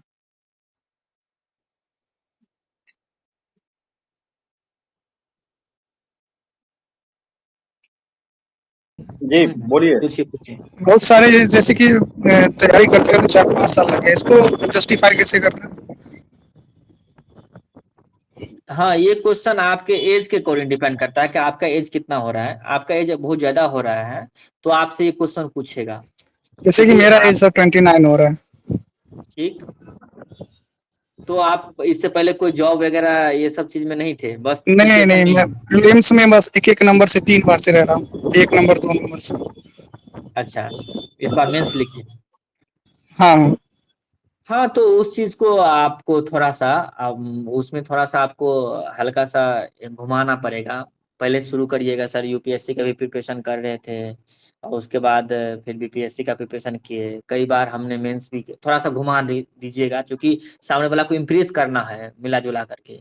तो उसको थोड़ा घुमा देना है कि सर हमने कई बार मेंस लिखा और अंततः जो है कुछ के लिए बच जाते थे, 1-2 मार्क्स से ऐसे बचे। और हमने अपना विश्वास कायम रखा और अपनी मेहनत को ये बरकरार रखा और अपने धैर्य का परिचय देते हुए आज आपके समक्ष है। तो ये सब चीज को थोड़ा सा हल्का सा मिला जुला करके बोलना पड़ेगा कि ये नहीं कि हमने एक नंबर से छूट गया, ये नहीं। ये थोड़ा सा ऑकवर्ड लगता है, सुनने में खराब लग रहा है। आप बोलिएगा 1 नंबर से छूट रहा था, ऐसे बोलिएगा। कौन आपको देखने जा रहा है कोई? समझ रहे हैं बात को? ताकि देखिए, थैंक यू। मिला जुला के बात ये है कि सामने वाला को आपको ये करना है, इम्प्रेस करना है। आपको अपना अपना दिखाना है कि हम यहाँ तक जा रहे थे और इतने प्रयास के बावजूद भी हमसे नहीं हो पा रहा था। क्योंकि देखिए, इंटरव्यू देने का आपका एक बार मौका मिला है। आपको पूरा अपना जितना भी साम दाम दंड भेद जितना लगा सकते हैं वो लगा करके सामने वाला को इम्प्रेस करके चला आना है, वही 15-20 मिनट में। समझे कि नहीं? उसके लिए थोड़ा मोड़ा इधर घुमाना उमाना भी पड़े तो बोल सकते हैं, क्या दिक्कत है?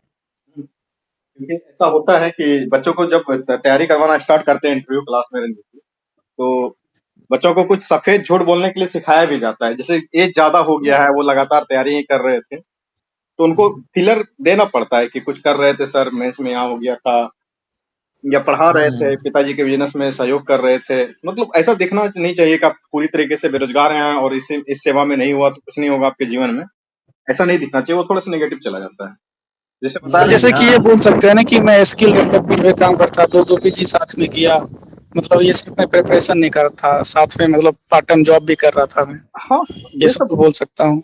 ये सब बोलिए तो ज्यादा बेहतर है, क्योंकि वो इतने नहीं, एज ये हो जाने पार्ट के टाइम बाद। जॉब कर रहे थे,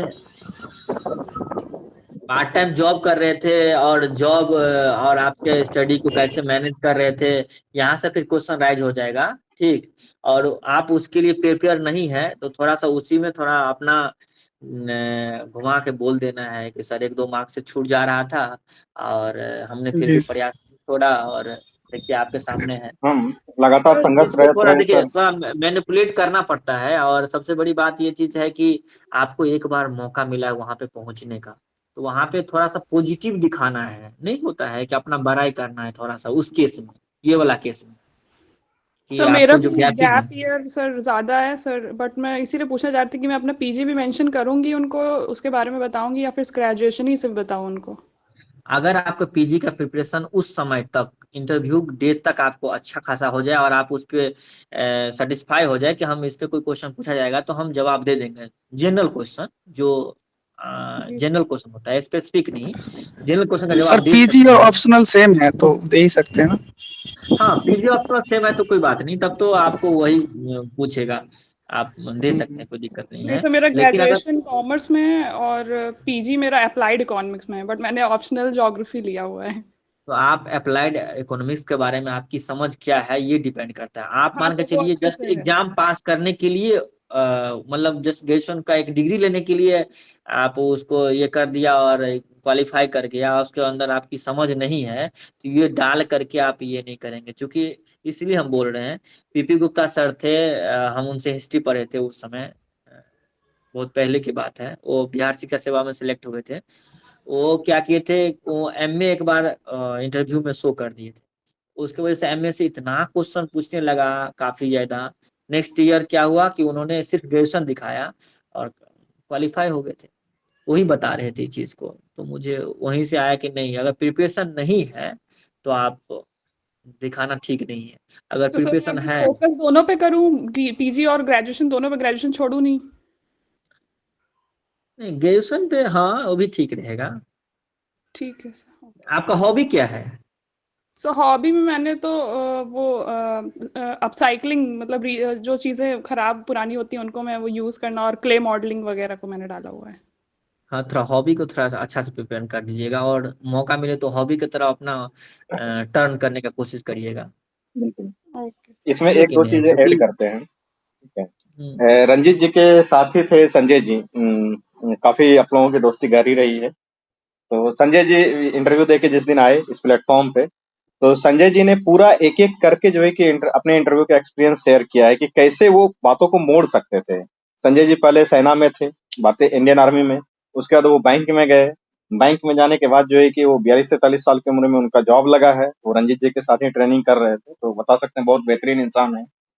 ठीक है, तो उन्होंने क्या किया कि एक एक बातों को मोड़ना स्टार्ट किया। जैसे पूछा गया हिस्ट्री से रिलेटेड, हिंदी लिटरेचर भी था, हिस्ट्री भी था उनका, तो वहां से उन्होंने घुमा लिया अपने सेना के बैकग्राउंड को फटक से। सेना के बैकग्राउंड को घुमाते घुमाते फिर जो है कि वो सेना के बैकग्राउंड में जब बात हो रहा था तो अकाउंटिंग को लेके चले गए, क्योंकि वो बैंक में ऑडिट सेक्शन में थे, तो वहां से वो ऑडिट सेक्शन में बात करना स्टार्ट कर दिया उन्होंने। फिर वहां से घुमाते घुमाते वो धर्म की ओर लिनिएज कर गए, क्योंकि उनको लगा कि बोर्ड में कुछ ऐसे मेंबर बैठे हुए हैं जो धर्म की बात को ज्यादा प्रेफर करते हैं। तो फिर जो है कि वो भगवत गीता के एक आध श्लोक स्टार्ट हुआ, तो फिर इधर से एक श्लोक ये पढ़ो, एक श्लोक वो इंटरव्यू का बोर्ड मेंबर पढ़े। आप इतना शानदार मतलब इंटरव्यू उनका गया और वो फाइनली सिलेक्टेड है। रंजीत जी के साथ ही वो ट्रेनिंग में थे भी। ठीक है, तो आपको ये इंटरव्यू का लबुलवाब ये है कि आप बातों को घुमाना कितना शानदार तरीके से जानते हैं, बीच में कैसे आप टेल क्वेश्चन को छोड़ के आते हैं। ये आपको बहुत बड़ा एक्सपीरियंस आपको आना चाहिए और इसी में जो है कि आपकी मास्टरी होनी चाहिए। कई सारे इंटरव्यू एक्सपीरियंस है, जैसे एक शालिनी कुमारी थी जो इसी प्रोग्राम से जुड़ी हुई थी, 96 मार्क्स है उनको इंटरव्यू में, वो टॉपर है अपने इंटरव्यू के, उससे ज्यादा मार्क्स किसी को नहीं आया था उस टाइम पे।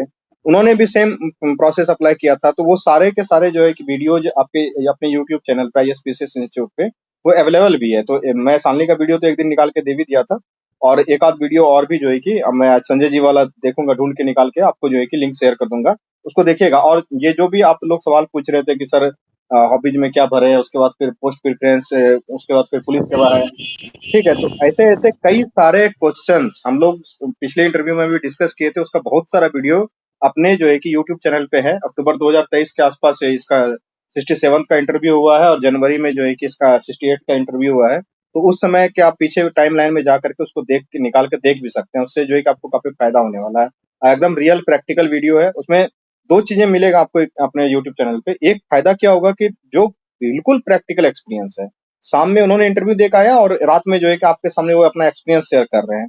बिल्कुल ही दिमाग में उनको याद है चीजें, ताजा एकदम से। सर घुसे तो ये हुआ, फिर ग्रीटिंग किए, फिर ये क्वेश्चन हुआ, आ रहे हैं सन्नी क्वेश्चन पे आ रहे हैं, ठीक है। तो ये सारा चीज आपको उसमें देखने को मिलेगा, आप देख सकते हैं वहां पे जाकर। पूछिए सन्नी क्या सवाल है। सर अपीयरेंस कितना मैटर करता है? अपीयरेंस आउटर अपीयरेंस अपीयरेंस कितना मैटर करता है? बहुत मैटर करता है। अपीयरेंस तो मैटर डिपेंड तो करता है करता क्या, ही है। हाँ बहुत मैटर करता है। आप देखिए, कोई भी चीज होता है ना, आप फर्स्ट आप किसी का नजर में कैसा इमेज बना रहे हैं, ये तो बहुत बड़ी बात है। लेकिन इसमें दो चीजें कहना चाहेंगे। एक तो होता है, कहावत है ना कि सूरत और सीरत में जो है कि सूरत ही पहले आता है। तो पहली बात तो आपका अपीयरेंस कैसा है वो, और दूसरी बात की अपीयरेंस से भी ज्यादा चीजें ये मैटर करेगा आप इंटरव्यू में जवाब कितना शानदार तरीके से दे पाए। अगर आप जवाब बहुत अच्छे से दे पाए, बहुत मैच्योर तरीके से आप जवाब दे पाए, तो फिर ये चीजें ढक जाती है। तो फर्स्ट इंप्रेशन तो होता ही है, first impression is last impression, वो कहा ही जाता है, ठीक है। लेकिन सबसे बड़ा मैटर है कि आप जवाब कितना दे पाए इंटरव्यू में, कितनी सटीकता से आपने चीजों को हैंडल किया, ये सबसे ज्यादा मैटर करेगा और मार्क्स इसी के उठते हैं। 2 चीजें और बताना चाहता हूँ। इंटरव्यू में ऐसा है मोमेंट हुआ कि 3 क्वेश्चन 4 क्वेश्चन आपके ऊपर से बाउंसर चला गया और आप सिर्फ और सिर्फ उस सिचुएशन को हैंडल कर लिए। आपके चेहरे पे कोई पसीना नहीं दिख रहा है, कोई परेशानी नहीं दिख रहा है, कोई सिनक नहीं दिख रहा है, आप शांति से कूल एंड काम बैठे हुए अगले क्वेश्चन का इंतजार कर रहे हैं और अगला क्वेश्चन जैसे ही आता है, आपके फेवर का क्वेश्चन आता है और आप उस क्वेश्चन पे छक्का लगा देते हैं।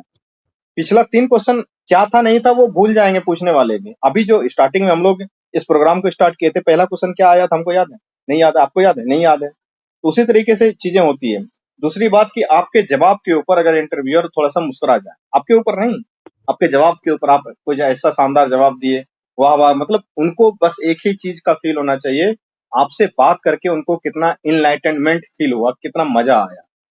और इंटरव्यू किसी चीज पे निर्भर नहीं करता है। बात करके अच्छा लगा, इंटरव्यू में मार्क्स मिलेंगे, बात करके अच्छा नहीं लगा तो इंटरव्यू में मार्क्स नहीं मिलेंगे। बस ऐसा इसलिए बता रहे हैं, जो शालिनी कुमारी का हम जिक्र कर रहे हैं, उनको पिछली बार 67 में 96 मार्क्स थे, इंटरव्यू की वो टॉपर थी, और अगले ही बार जब 68वीं में वो इंटरव्यू देने के लिए गई तो उनको मार्क्स काफी घट गए थे उनके मार्क्स। तो ये चीजें होता है कि कई बार क्वेश्चन पे भी निर्भर करता है कि क्वेश्चन आपके फेवर का आ रहा है कि नहीं आ रहा है। ठीक है, तो बहुत चिंता नहीं करना है। जैसे रंजीत जी ने स्टार्टिंग में ही बताया कि हम इतना प्रिपरेशन करके गए थे, हमको क्वेश्चन दूसरे तरीके का आ गया। तो वहां जो एटेंडम क्वेश्चन आता है ना, उस क्वेश्चन को आप कितना जवाब दे सकते हैं, यही निर्भर करता है। आपको अल्टीमेट इंटरव्यू इसी बात पर निर्भर करता है। जी, कुछ सवाल और है, पूछ लीजिए। सर ड्रेसिंग के बारे में कुछ बता देते, किस तरह का ड्रेसिंग करना? ड्रेसिंग के बारे में मतलब कि आप साड़ी पहनना पसंद करते हैं या सूट पहनना पसंद करते हैं, तो वो निर्भर करेगा कि आप क्या पहनना पसंद करते हैं। आप तो किस ड्रेस में कंफर्ट है में भी, नहीं तो साड़ी बोल नहीं पा रहे अच्छा, ड्रेस को लेके भी अनकंफर्ट फील कर रहे हैं, तो वो चीज नहीं। आप सूट में अगर कंफर्ट है तो सूट ही पहनिए, साड़ी में कंफर्ट है तो साड़ी पहनिए। लेकिन अमूमन बिहार का कल्चर में जो है ना, साड़ी ज्यादा पॉपुलर है, तो अमूमन आपको इंटरव्यू जिस दिन होगा उस दिन जितने भी गर्ल्स लोग होगा मैक्सिमम आपको साड़ी में ही मिल जाएगी। एक का दुक्का होता है जो सूट में रहती है, तो उस चीज का लोग प्रैक्टिस कर लेती है, पहले से ही प्रैक्टिस करके जाती है। और डिपार्टमेंट में भी जब ट्रेनिंग के लिए जाएंगे ना, तो हर फंक्शन में गर्ल्स लोग साड़ी ही प्रेफर करती हैं। अमूमन सभी लोग साड़ी ही पहनती हैं, तो साड़ी की ज्यादा प्रैक्टिस करके देखिएगा, ज्यादा अच्छा रहेगा, क्योंकि आगे चल के भी काम देगा। और दूसरी बात ये है, हम भी पार्ट में देखे हैं कि जितना फंक्शन हुआ ना, गर्ल्स लोग जितना भी थी, सभी लोग मोस्टली 99% साड़ी में ही रहती थी। तो साड़ी ज्यादा अच्छा है, बिल्कुल, कल्चर का भी इफेक्ट पड़ता है उस पे। और इस पे जब क्लास लेना स्टार्ट करेंगे ना, तो आएंगे कि किस कलर का आप साड़ी लेंगे, बॉयज हैं तो किस तरह कलर का कोट सूट पाएंगे, सूट किस कलर का होगा, टाई किस कलर का होगा। ठीक है, वो आपको एक एक चीज बताएंगे। इन सब चीजों पे जो है कि फिर डिटेल में डिस्कशन भी होगा कि आप हेयर कट किस तरीके से कर लेंगे, दाढ़ी रखेंगे कि नहीं रखेंगे, चश्मा पहनेंगे नहीं पहनेंगे, कौन सा अच्छा लुक लग रहा है नहीं लग रहा है। ये बहुत माइन्यूट चीजों पे भी हम लोग बात करते हैं। तो वो जब आप रिजल्ट आ जाता है और इंटरव्यू जब स्टार्ट करते हैं तो इन सब पहले चीजों से लगा हुआ है। हाँ, तो आप बिल्कुल, जिनको पहले से लगा हुआ और बिना चश्मा के उनका काम ही नहीं चलता है, तो उनको तो पहनना ही पहनना है, उसमें कोई डाउट ही नहीं है। बस चश्मा पहने हैं तो चश्मा के में किस प्रकार का लेंस है, वो आपको किस प्रकार का आंख में जो है कि दोष है, वो सब पता रहना चाहिए। हो सकता है स्टार्टिंग में क्वेश्चन वहीं से आ जाए, बताओ चश्मा पहने हो, इसमें किस प्रकार का लेंस लगा हुआ है। तो ये सब छोटा मोटा चीजें हैं, इसको बस आप ध्यान रख लीजिएगा, और क्या है। बहुत लोग स्मार्ट लगते भी हैं, चश्मा पहनने का उनका जो है कि अपीयरेंस और भी अच्छा हो जाता है। तो वो निर्भर वो बताते हैं सेविंग का क्या सीन है सर?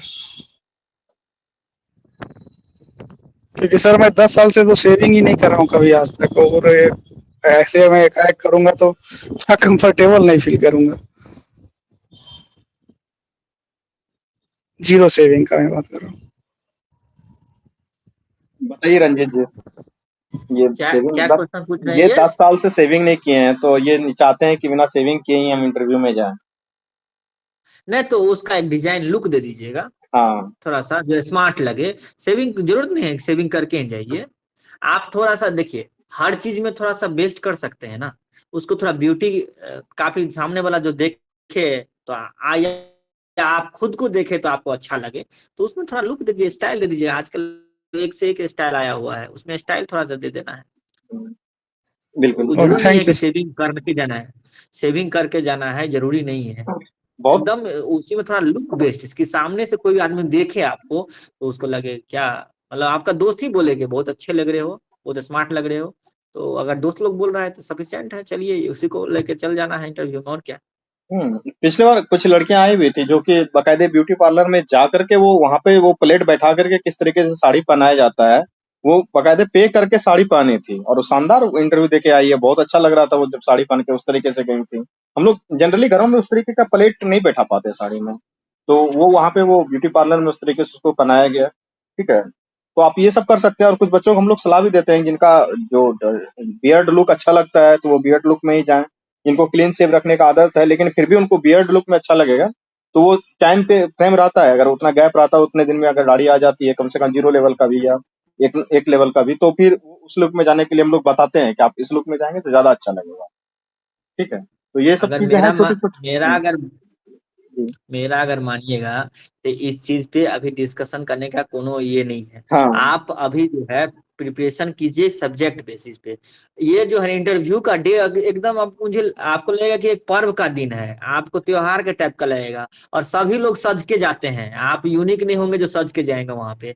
वहां जितना भी जाएंगे वहां 100 में 100 सब एकदम तैयार होकर के जाएंगे, सभी उस दिन सुंदर लगेंगे जनरल डे के अकॉर्डिंग। अगर जनरल से देखा जाए तो वो बहुत ज्यादा सुंदर लगते हैं और सभी लोग फोटो खिंचाते हैं। तो मेरा और संजय भाई जी का तो फोटो देखे ही थे ना सर। बिल्कुल बिल्कुल।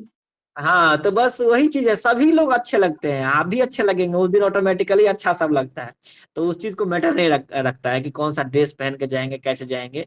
ये तो आपको नॉर्मली हाँ, और अगर सबसे बड़ी बात अगर है आप लड़का है तो सूट करेंगे, प्रिफर करेंगे, और लड़की है तो साड़ी प्रेफर करें तो साड़ी ज्यादा को अच्छा है। अमूमन अमूमन यही करता है। बस हो गया, इसी चीज को जाना है लेकर के, थोड़ा सा अपना कटिंग वगैरह सब, शूज वगैरह सब उसी अकॉर्डिंग ले लेता है। तो इस चीज को प्रिपरेशन करने में सोचना ही नहीं है, वो आपके पास जब रिजल्ट आएगा तो ऑटोमेटिकली हो जाएगा, कोई बताए चाहे ना बताए।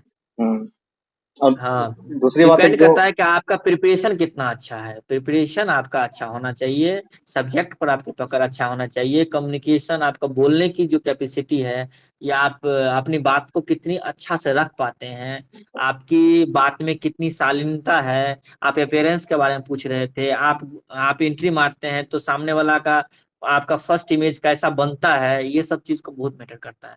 ये आप 1-2 मॉक देंगे और वो लोग आपको सजेस्ट कर देंगे, तो आप इस चीज पे ध्यान रखेंगे, सब्जेक्ट बिल्कुल। पे ये कीजिए। बहुत आप चिंता ना करें, बाद इसके बाकी लिए वो हम सब लोग चीज हो बहुत जाएगी। माइन्यूट डिटेल में बात करते हैं कि आपको मेकअप भी करना है गर्ल्स को, या तो किस टाइप का मेकअप करना है, बहुत हल्का से मेकअप करना है, क्या करना नहीं करना है। बकायदे वो उनके लिए मैडम को बुलाते भी हैं, तो वो उन चीजों में है थोड़ा सा एक्सपर्ट, तो वो अच्छे से गाइड भी कर देती हैं। तो उनके लिए बिल्कुल भी चिंता नहीं करना है किस तरीके का टाई लेना है, किस तरीके का जो है कि आपको सूट लेना है, वो सब चीज एक एक चीज पे हम लोग आएंगे। उसके लिए बहुत परेशान होने आफ्टर की आवश्यकता नहीं है, आफ्टर अभी तो रिजल्ट जो सब्जेक्ट का है तैयारी ना, करना ज्यादा बेहतर है। आफ्टर रिजल्ट हम लोग ऑनलाइन ही एक मॉक वगैरह का ये हम्म कर हम्म लेंगे डिस्कशन, जो भी सिलेक्टेड लोग हैं। हम्म उसी उसी समय में आपका ड्रेस के बारे में भी 2 मिनट चर्चा हो जाएगी, कोई बहुत बड़ी बात नहीं है। हम्म। तो वो आफ्टर रिजल्ट की बात है, अभी बस प्रिपरेशन। अभी बिल्कुल अपना subject, graduation subject, optional subject, hobby, जो भी इंटरव्यू में रिक्वायरमेंट है, इस चीज को आप प्रिपरेशन कीजिए और कुछ बिल्कुल। जी पूछिए, कुछ लास्ट 1-2 क्वेश्चन है तुम लोग लेंगे क्योंकि 1 घंटे से ज्यादा का सेशन हो भी गया है।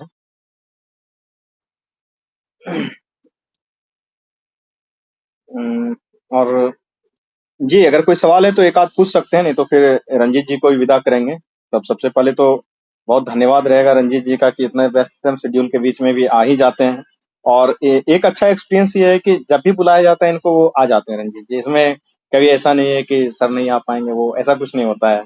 क्योंकि बहुत सारे लोग हैं जो थोड़ा सा मतलब कि मेहनत नहीं करना चाहते हैं, लेकिन खास करके संजय जी को देखें, रंजीत जी को देखें, तो वो गाइड कर रहे हैं बच्चों को, कभी पीछे रहे ही नहीं है। तो ये इन चीजों के लिए जो है कि इनका तारीफ करते हैं और ये शुक्रिया के पात्र हैं। इसमें पूछिए कुछ सबसे सवाल। जी सर, जी पूछिए। सिर्फ करेंट अफेयर के लिए कुछ बता दीजिए, अभी क्या कितना करना है।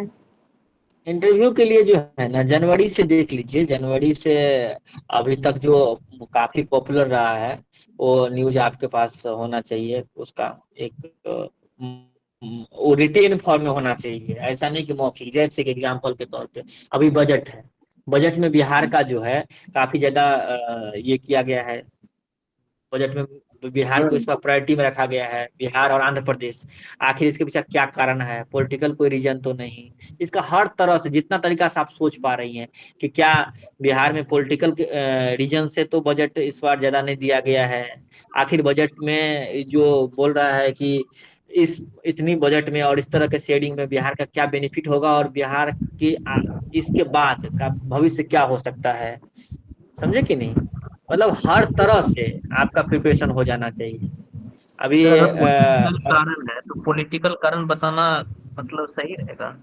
नहीं, आप निष्पक्ष होकर बताएंगे, किसी के पक्ष में नहीं जाएंगे कि पॉलिटिकल कारण आपका होगा कि नहीं होगा, ऐसा नहीं बोलना है। निष्पक्ष होकर बोलना है, सिंपल, कि नहीं सर ऐसा नहीं है। मेरा मानना है कि बिहार अभी जो है तो मतलब पिछड़ा बहुत दिनों स्टेट है से, तो उनको जो है कि सहायता, आर्थिक सहायता की बिल्कुल जरूरत है बिहार को।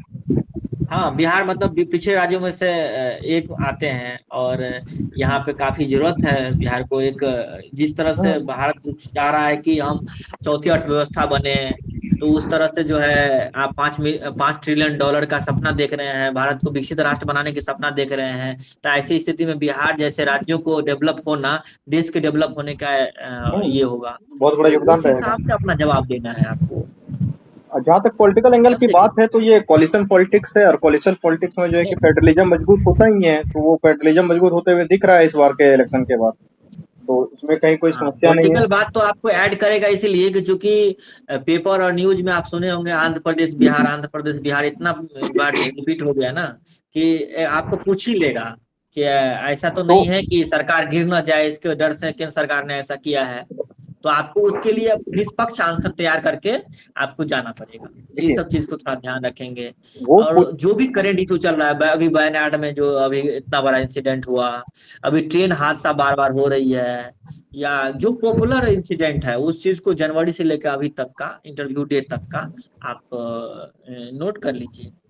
उसको तो आप याद रखिए कि अगर आपको दिमाग में ये बात चल रहा है तो इंटरव्यूअर के दिमाग में ये बात चलेगा ही चलेगा, और आपको वहां से क्वेश्चन पूछेगा ही। हमको तो इजराइल वाले जो इंसिडेंट हुए थे, इजराइल फिलिस्तीन वाले, उसमें तो बहुत देर तक चला गया। आर्म्स वगैरह कौन सा था, या आर्म्स का क्या यूज है, आर्म्स का यूज करना चाहिए कि नहीं करना चाहिए, हमास का स्टेप कैसा था, पूरा डेप्थ में हमसे पूछ दिया था। तो ऐसा होता है कभी कभी। उसमें एक बम भी बहुत चर्चा में था, वो पता नहीं, मैं नाम भूल रहा हूँ। उसमें मैंने तैयारी करवाया था, तो वो फास्फोरस बम या कुछ था, ठीक है। तो उसको तैयारी करवाया था उस टाइम मैंने उस बच्चों को, तो वो कई सारे बच्चों से पूछ भी लिया गया था।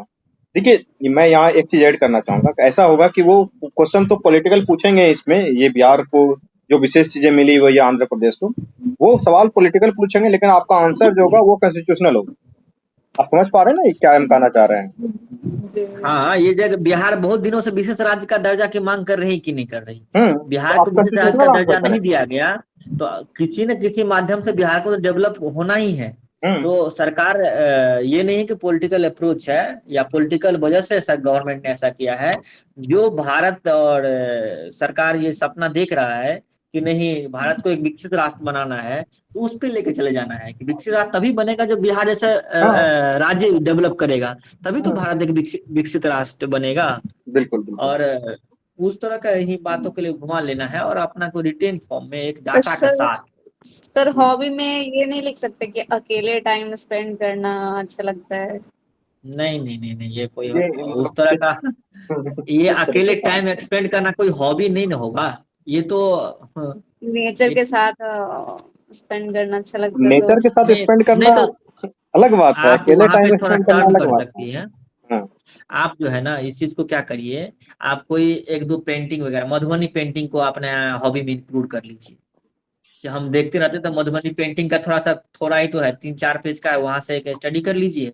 मधुबनी पेंटिंग को अपना हॉबी के तौर पे आप, या उस तरह का पेंटिंग जो थोड़ा मोड़ा आप जानती होगी तो उसको ऐड करके उसके बोलिए कि नेचर के साथ जो है नेचुरल तस्वीर बनाना पसंद करते हैं, मतलब उस तरह का चीज मुझे लग रहा है ज्यादा अच्छा रहेगा। अब नेचर को देखना उस तरह का, तो ये तो थोड़ा-सा आजकल के फिर समय में देखिए जहाँ दुनिया इतनी हॉबी आगे से बढ़ रही है, अकेले सुनसान रहना जिंदगी तो। और देखिए देखिए आप प्रशासन में जाएंगे, काम करेगी, प्रशासन में आपको इर्द गिर्द हर समय 10 लोग रहेगा, तो वहां पे आपको अकेले रहना पसंद है, 10 लोग आपके पीछे है, मैडम ये मैडम वो, यहाँ कीजिए वो कीजिए, वहां मीटिंग ये मीटिंग, हर समय लोगों के बीच ही में रह रही है, आपको पसंद है अकेले में रहना, तो प्रशासन क्यों चाहेगा आपको सिलेक्ट करे?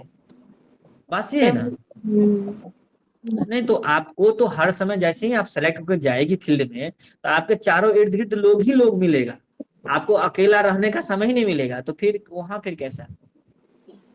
और सर ये कि ये जो 15 जुलाई को जो सुप्रीम कोर्ट सुनाया था कास्ट का लेकर, तो उसको क्या करेगा वो, मतलब अभी मेंस में ही इंक्लूड कर देगा ईबीसी में? नहीं, आपका ओपिनियन पूछ लेगा, क्या आपका ओपिनियन क्या है, तो आप अपना ओपिनियन जो SC ST का जो बिहेव पे नहीं देना, ओबीसी में जो गवर्नमेंट का सुप्रीम कोर्ट का जो राय दिया था ना कि नहीं ऐसा होना चाहिए, उसी डिसीजन को आपको रख देना, अपना ओपिनियन अपना मन में जो है उसको नहीं बताना है। तो सर मैं वो नहीं पूछ रही हूँ अभी मतलब मेंस का रिजल्ट इस वजह से ही लेट हो रहा है ना कि वो मेंस का वो रिजल्ट इसी वजह से SC ST वाला की वजह से ही लेट हो मतलब जिसका प्रीलिम्स उस पे ही हुआ है, तो फिर वो क्या करेगा? मतलब मैं सुन रही हूँ कि बाहर कर दिया जाएगा ये सब। नहीं नहीं नहीं नहीं नहीं नहीं नहीं, ऐसा कुछ नहीं होता है, बाहर कर दिया जाएगा उस तो पॉसिबल ही नहीं है, जो हो गया हो गया। देख कानून का नियम ही होता है, जिस दिन लागू हुआ उसके अगला दिन से वो इफेक्ट होगा, समझे कि नहीं? पास्ट में जो था उसी के अकॉर्डिंग चलेगा, उसके लिए तो सर मैं अभी अभी इस पे कोई इफेक्ट इंटरव्यू नहीं के पड़ेगा। लिए जब रिजल्ट निकलेगी तो फिर कौन से डॉक्यूमेंट्स लगाना होगा, ईबीसी और एससी? वो जब देखिए जो आप क्या कहते ये हैं चीज फॉर्म भरने के ये टाइम में दिए आपको थे जो ना, है जो फॉर्म उस भरने टाइम के तो टाइम में आपने डॉक्यूमेंट दिया था वही डॉक्यूमेंट आपसे मांगा जाएगा, सेम टू सेम, ये रूल ही अब लागू कर दिया गया है।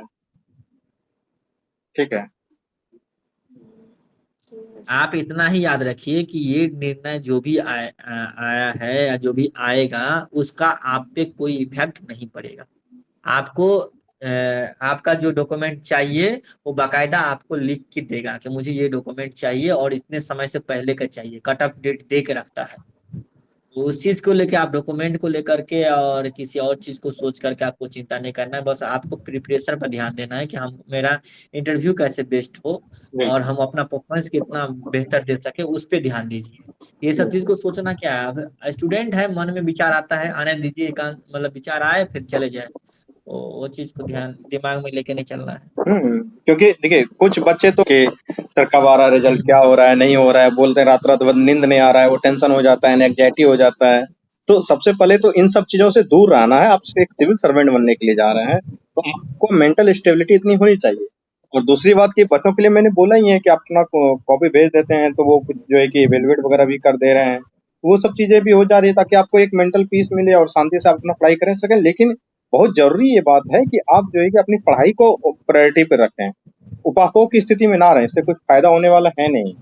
अगर रिजल्ट आ जाता है कल को तो फिर जो है कि आपको इंटरव्यू में लगना है, तो आपका इंटरव्यू का तैयारी कितना मजबूत है इसी बात पे निर्भर करेगा। ठीक है, तो आई थिंक कि अगर इन्हीं का एक आध लास्ट क्वेश्चन है तो ले सकेंगे, नहीं तो फिर हम लोगों को इजाजत दीजिए। देखिए एक चीज और हम ऐड करना चाहेंगे इसमें कि अगर अभी जो है इंटरव्यू का, अभी आप 40% इंटरव्यू का प्रिपरेशन कीजिए जब तक रिजल्ट नहीं आता है, और 60% आगे का प्रिपरेशन जो आप जैसे कर रहे थे उस तरह से कीजिए, जैसे नेक्स्ट ईयर का यूपीएससी हो या 17th बीपीएससी हो, जो भी आपका गोल है उस पर चलिए, ये भी एक प्रकार का इंटरव्यू का ही प्रिपरेशन है, समझे कि नहीं? और 40% आप इंटरव्यू को फोकस कीजिए, पूर्णतः इंटरव्यू को फोकस करने का कोई ये नहीं है, जब तक रिजल्ट नहीं आ जाता है तब तक। रिजल्ट आ जाए उसके नेक्स्ट डे से आप पूर्णतः इंटरव्यू में लग जाएंगे, लेकिन रिजल्ट जब तक नहीं आया है तब तक जैसा आपका प्रिपरेशन चल रहा है उसी रिदम में चलने दीजिए, 40% इंटरव्यू का ध्यान दीजिए, 60% जैसा चल रहा है उस तरह से चलने दीजिए, ऐसा नहीं कि 100% लग जाइए बाद में ऐसा कुछ हो फिर दिक्कत हो जाएगी। रिजल्ट तक, जिस दिन तक रिजल्ट नहीं आ जाता है उस दिन तक आपका प्रिपरेशन उसी ये में चलेगा, वे में चलेगा जिस वे में आपका पहले से चलते आ रहा है, समझे? जी थोड़ा मोड़ा इंटरव्यू का वीडियो देख लेना, थोड़ा मोड़ा ऑप्शनल पे थोड़ा ध्यान देना, हॉबी पे थोड़ा ध्यान दे दीजिएगा, और जो भी बेसिक नीड है इंटरव्यू का उस पे, बाद बाकी अपना जैसे चल रहा है प्रिपरेशन उसमें कोई ये नहीं, अपना वैसे ही चलने दीजिए। ओके। पूछिए, और कोई एक आध लास्ट सवाल है तो पूछ सकते हैं।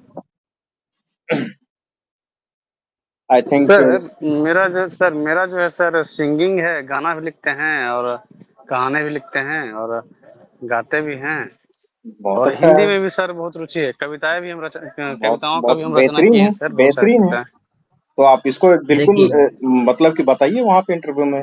ऐसा ऐसा अगर रंजीत जी इंसिडेंट आता है बच्चों का तो काफी पॉजिटिव इम्पैक्ट करता है इंटरव्यू में। हाँ हाँ, लेकिन इसमें एक बात ध्यान रखना है कि आप जो भी लिखे हैं, आप तो मान के चलिए 25-50 की संख्या में लिख लिए होंगे, लेकिन लिखा हुआ चीज आपको याद तो नहीं होगा उतना।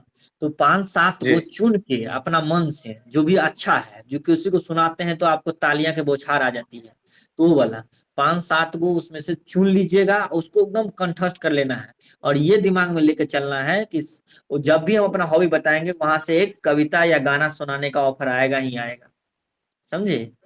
तो उस चीज जी को आपको जो है याद होना चाहिए, क्योंकि आप याद नहीं रहेगा और उस समय आप टूटी फूटी बात सुनाएंगे और बोलेंगे हम खुद ही लिखते हैं और खुद ही उस चीज को गाते भी हैं और बताते भी हैं, तो आपको वहां पे नेगेटिव इम्पैक्ट चला जाएगा। तो इसीलिए 5-7 आपको बोलेगा अपना कोई लिखा हुआ बात, जो भी आप गाना लिखे या कविता लिखे हैं, आपको अपना मन से जो भी आप सुनाइए मुझे, एक अपना जो सामने वाला को सुना करके मन खुश कर सकते हैं वो सुना दीजिएगा। बिल्कुल। गाना भी लिखते हैं क्या? मनोज, आप गाना भी हेलो। लिखते हैं? हाँ सर, मेरा यूट्यूब पे व्यू भी है 7 लाख 8 लाख। हम पहले सिंगर थे। अच्छा अच्छा अच्छा, तब तो अच्छी बात है। ये यूट्यूब वाला भी चर्चा करिएगा, पक्का चर्चा कीजिएगा। और हर तरह गाना जो लिखते जो हैं सर, सिंगार हाँ हाँ सिंगर। हाँ हाँ, ये यूट्यूब वाला भी चर्चा कीजिएगा, तब तो आप तो और छा जाइएगा इंटरव्यू में। ये चीज चर्चा पक्का करना है। और देखिए, याद रखने ला 5-7 को ऐसा होना चाहिए जो आप दूसरा को इम्फेक्ट दे सके, उसको अपना है सर, दो याद चार रख 10 को लेना ऐसा आप। है जो मन को जो है सर एकदम आकर्षित कर लगे। हाँ बिल्कुल बस बिल्कुल। बस बस बस, ये तो आपके लिए समझिए हॉबी को प्रिपरेशन करने की जरूरत ही नहीं है फिर आपको। आप तो फिर ऐसे भी हॉबी पहले को से ही इतना तैयार हैं पॉजिटिव हॉबी लेकर को चले लेकर जाएंगे, के। इसका कोई जवाब नहीं है। हम्म। ये अच्छा था, ये आपका बढ़िया था। यूट्यूब वाला भी चर्चा जरूर कर दीजिएगा कि सर यूट्यूब पे भी मेरा अच्छा खासा इतना व्यू फॉलोअर्स जा है। रहा है तो लगेगा कि हाँ नहीं, हाँ एक हाँ आप हाँ स्टेब्लिश्ड सिंगर टाइप के हैं, कि हाँ थोड़ा हाँ बहुत हाँ आपका हाँ नाम हाँ है हाँ हाँ। आसपास में। ठीक है। देखिए, हम्म। इंटरव्यू इसी चीज का होता ही है कि आप अपने जो भी आपके अंदर पॉजिटिविटी है, पॉजिटिव बातें हैं, उसको जितना ज्यादा से ज्यादा आगे रख सकें, और जो आपके अंदर कमियां हैं या निगेटिविटी है उनको आप कितना छिपा करके स्मार्टली निकल सकते हैं।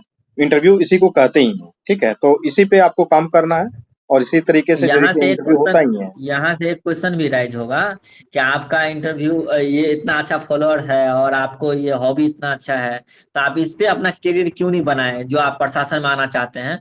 तो उसका एक अच्छा आंसर आपके पास होना चाहिए, ऑथेंटिक, और दूसरा कि समझे कि नहीं, प्रशासन में जो है कि म्यूजिक जस्टिफाई का वाला कैसे आंसर यूज होना करेंगे। चाहिए कि नहीं। ये क्वेश्चन आपसे राइज होगा ही होगा, पक्का होगा ये, हम्म। कि आप उधर अपना करियर क्यों नहीं एक्चुअली में बनाए। सर जमालपुर जेल में सिपाही पद पर कार्य कर रहे हैं सर।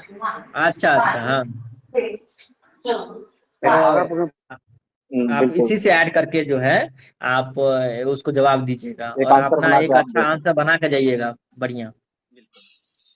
तो आई थिंक कि रंजीत जी, हम लोगों ने सारे बच्चों का सवाल लिया और बच्चों को सेटिस्फैक्ट्री आंसर दिया। सबसे पहले तो रंजीत जी, आपका इस प्लेटफॉर्म पे समय देने के लिए, इतने व्यस्त शेड्यूल में आपका भी बहुत बहुत धन्यवाद। और सारे बच्चे जो इतने धैर्य से हम लोगों को सुने, तो इसके लिए आपका भी बहुत बहुत धन्यवाद और साधुवाद। तो अब इस प्रोग्राम को शायद यहीं खत्म करते हैं। तो हमें इजाजत दें, रंजीत जी को इजाजत दें। फिर हम लोग जो है कि इस तरीके का प्रोग्राम करते रहेंगे, रंजीत जी आपके बीच आते रहेंगे। आप इनसे जो है कि अगली बार भी अलग अलग तरीके के सवाल पूछें, और ये सवाल का जवाब देने के लिए रंजीत जी हमेशा तत्पर हैं आपके लिए। ठीक है, तो अब हम लोगों को विदा मेरे दें। ओर से भी इन सभी लोगों को बहुत बहुत धन्यवाद, क्योंकि धैर्य पूर्वक सुने। कभी पास्ट में ऐसा हुआ करता था कि हम भी इसी तरह आप ही लोगों की तरह धैर्य पूर्वक सुना करते थे, और सेलेक्ट हो गए तो फिर आपको हम बता रहे हैं। तो ऐसा बिल्कुल ही होता बिल्कुल। है, कल आप लोगों के बीच से ही आएंगे, फिर सर से जुड़ेंगे, आप लोगों में से भी कोई इसी तरह से बताएंगे, इसी और तरीके से ये चीज चलते होते रहती है। रहेगा, ये प्रोसेस है, चलते रहता है, समझे कि नहीं। बिल्कुल बिल्कुल। तो इस चीज को अगर मान के चलिए हम लोगों का माध्यम से अगर 2-4 को भी बेनिफिट मिल जाता है, हम्म और व्यापार के ट्रेनिंग सेंटर में अगर कहीं अचानक मिल गए, अगर मान के चलिए एक फैकल्टी के रूप में ही हम लोग गए हैं और वहीं हम्म। टकरा गए हैं, तो बोले सर हम तो आपको वहां सुने थे, तो बहुत अच्छा लगता है ये सब बिल्कुल जानकर। बिल्कुल। ये बात सुनकर काफी अच्छा लगता है और इसी चीज को लेकर भी हम लोग जुड़ते हैं कि नहीं, अगर कोई बच्चा वहाँ विपाड में गए हैं और हम लोग को फैकल्टी के रूप में वहाँ बुलाया गया और कोई बच्चा मिले और सामने से बोले कि सर आपको इंटरव्यू क्लास में हम आपका सुने थे या कुछ इस तरह की कोई बात, तो काफी अच्छा लगता है और भावुक हो वो जाते हैं ये सब सेटिस्फाइंग देख होता है के। काफी जीवन के लिए। हाँ सर, ये एक दो ऐसा केस हुआ कि बोले सर आप बताए थे वहाँ, आपसे मिले थे, हम उनको नहीं जानते हैं, सामने से ऐसे कोई आता है तो काफी अच्छा लगता है और इसी सब सोच सोच के हम लोग भी आते हैं आप लोगों के बीच। काफी जो भी हेल्प हो पाएगा हम लोग से जितना बन बिल्कुल। पाएगा कोशिश करेंगे कि आप लोग को सहयोग करें, लेकिन अंततः सफलता खुद की मेहनत से होती है। जैसा आपका वे होगा और आपका जुनून होगा और आपका लक्ष्य कितना दृढ़ है और आप अपने लक्ष्य के प्रति कितना फोकस है, यही डिपेंड करता है कि आप कितना जल्दी सक्सेस होते हैं और आपकी सफलता और आपसे कितनी नजदीक है। नहीं तो आप अपने लक्ष्य के प्रति दृढ़ नहीं है। कोई बच्चा ऐसा है कि जो बहुत अपना 100% देता है, कोई वो 100 नहीं देकर के 95 90 देता है। तो ऊपर से भी तो कोई है जो डिसाइड करते हैं, जैसे जिसको हम लोग ऊपर वाला बोलते हैं, तो वहां से भी तो होता है कि नहीं बच्चा काफी मेहनत किया है तो इसको प्रायोरिटी दो। तो इसीलिए होता है कि मेरे अकॉर्डिंग यही है कि आप लोग अपना 100% दें। मतलब उसमें आपके तरफ से ये क्वेश्चन नहीं होना चाहिए कि हम ये कर लिए रहते तो और बेहतर हो पाता, ये वाला ऑप्शन नहीं होना चाहिए। जो भी है वो बेहतर है, अपना 100% दीजिए। थैंक यू सो मच सभी को। बिल्कुल, बिल्कुल। बहुत-बहुत धन्यवाद सभी को, शुभ रात्रि। फिर हम लोग मिलते रहेंगे इसी तरीके से, किसी अगले सेशन में हम आप लोगों से ज़रूर मिलेंगे, ठीक है? तो अभी के लिए हम लोगों को विदा दें। धन्यवाद। शुभ रात्रि सभी को।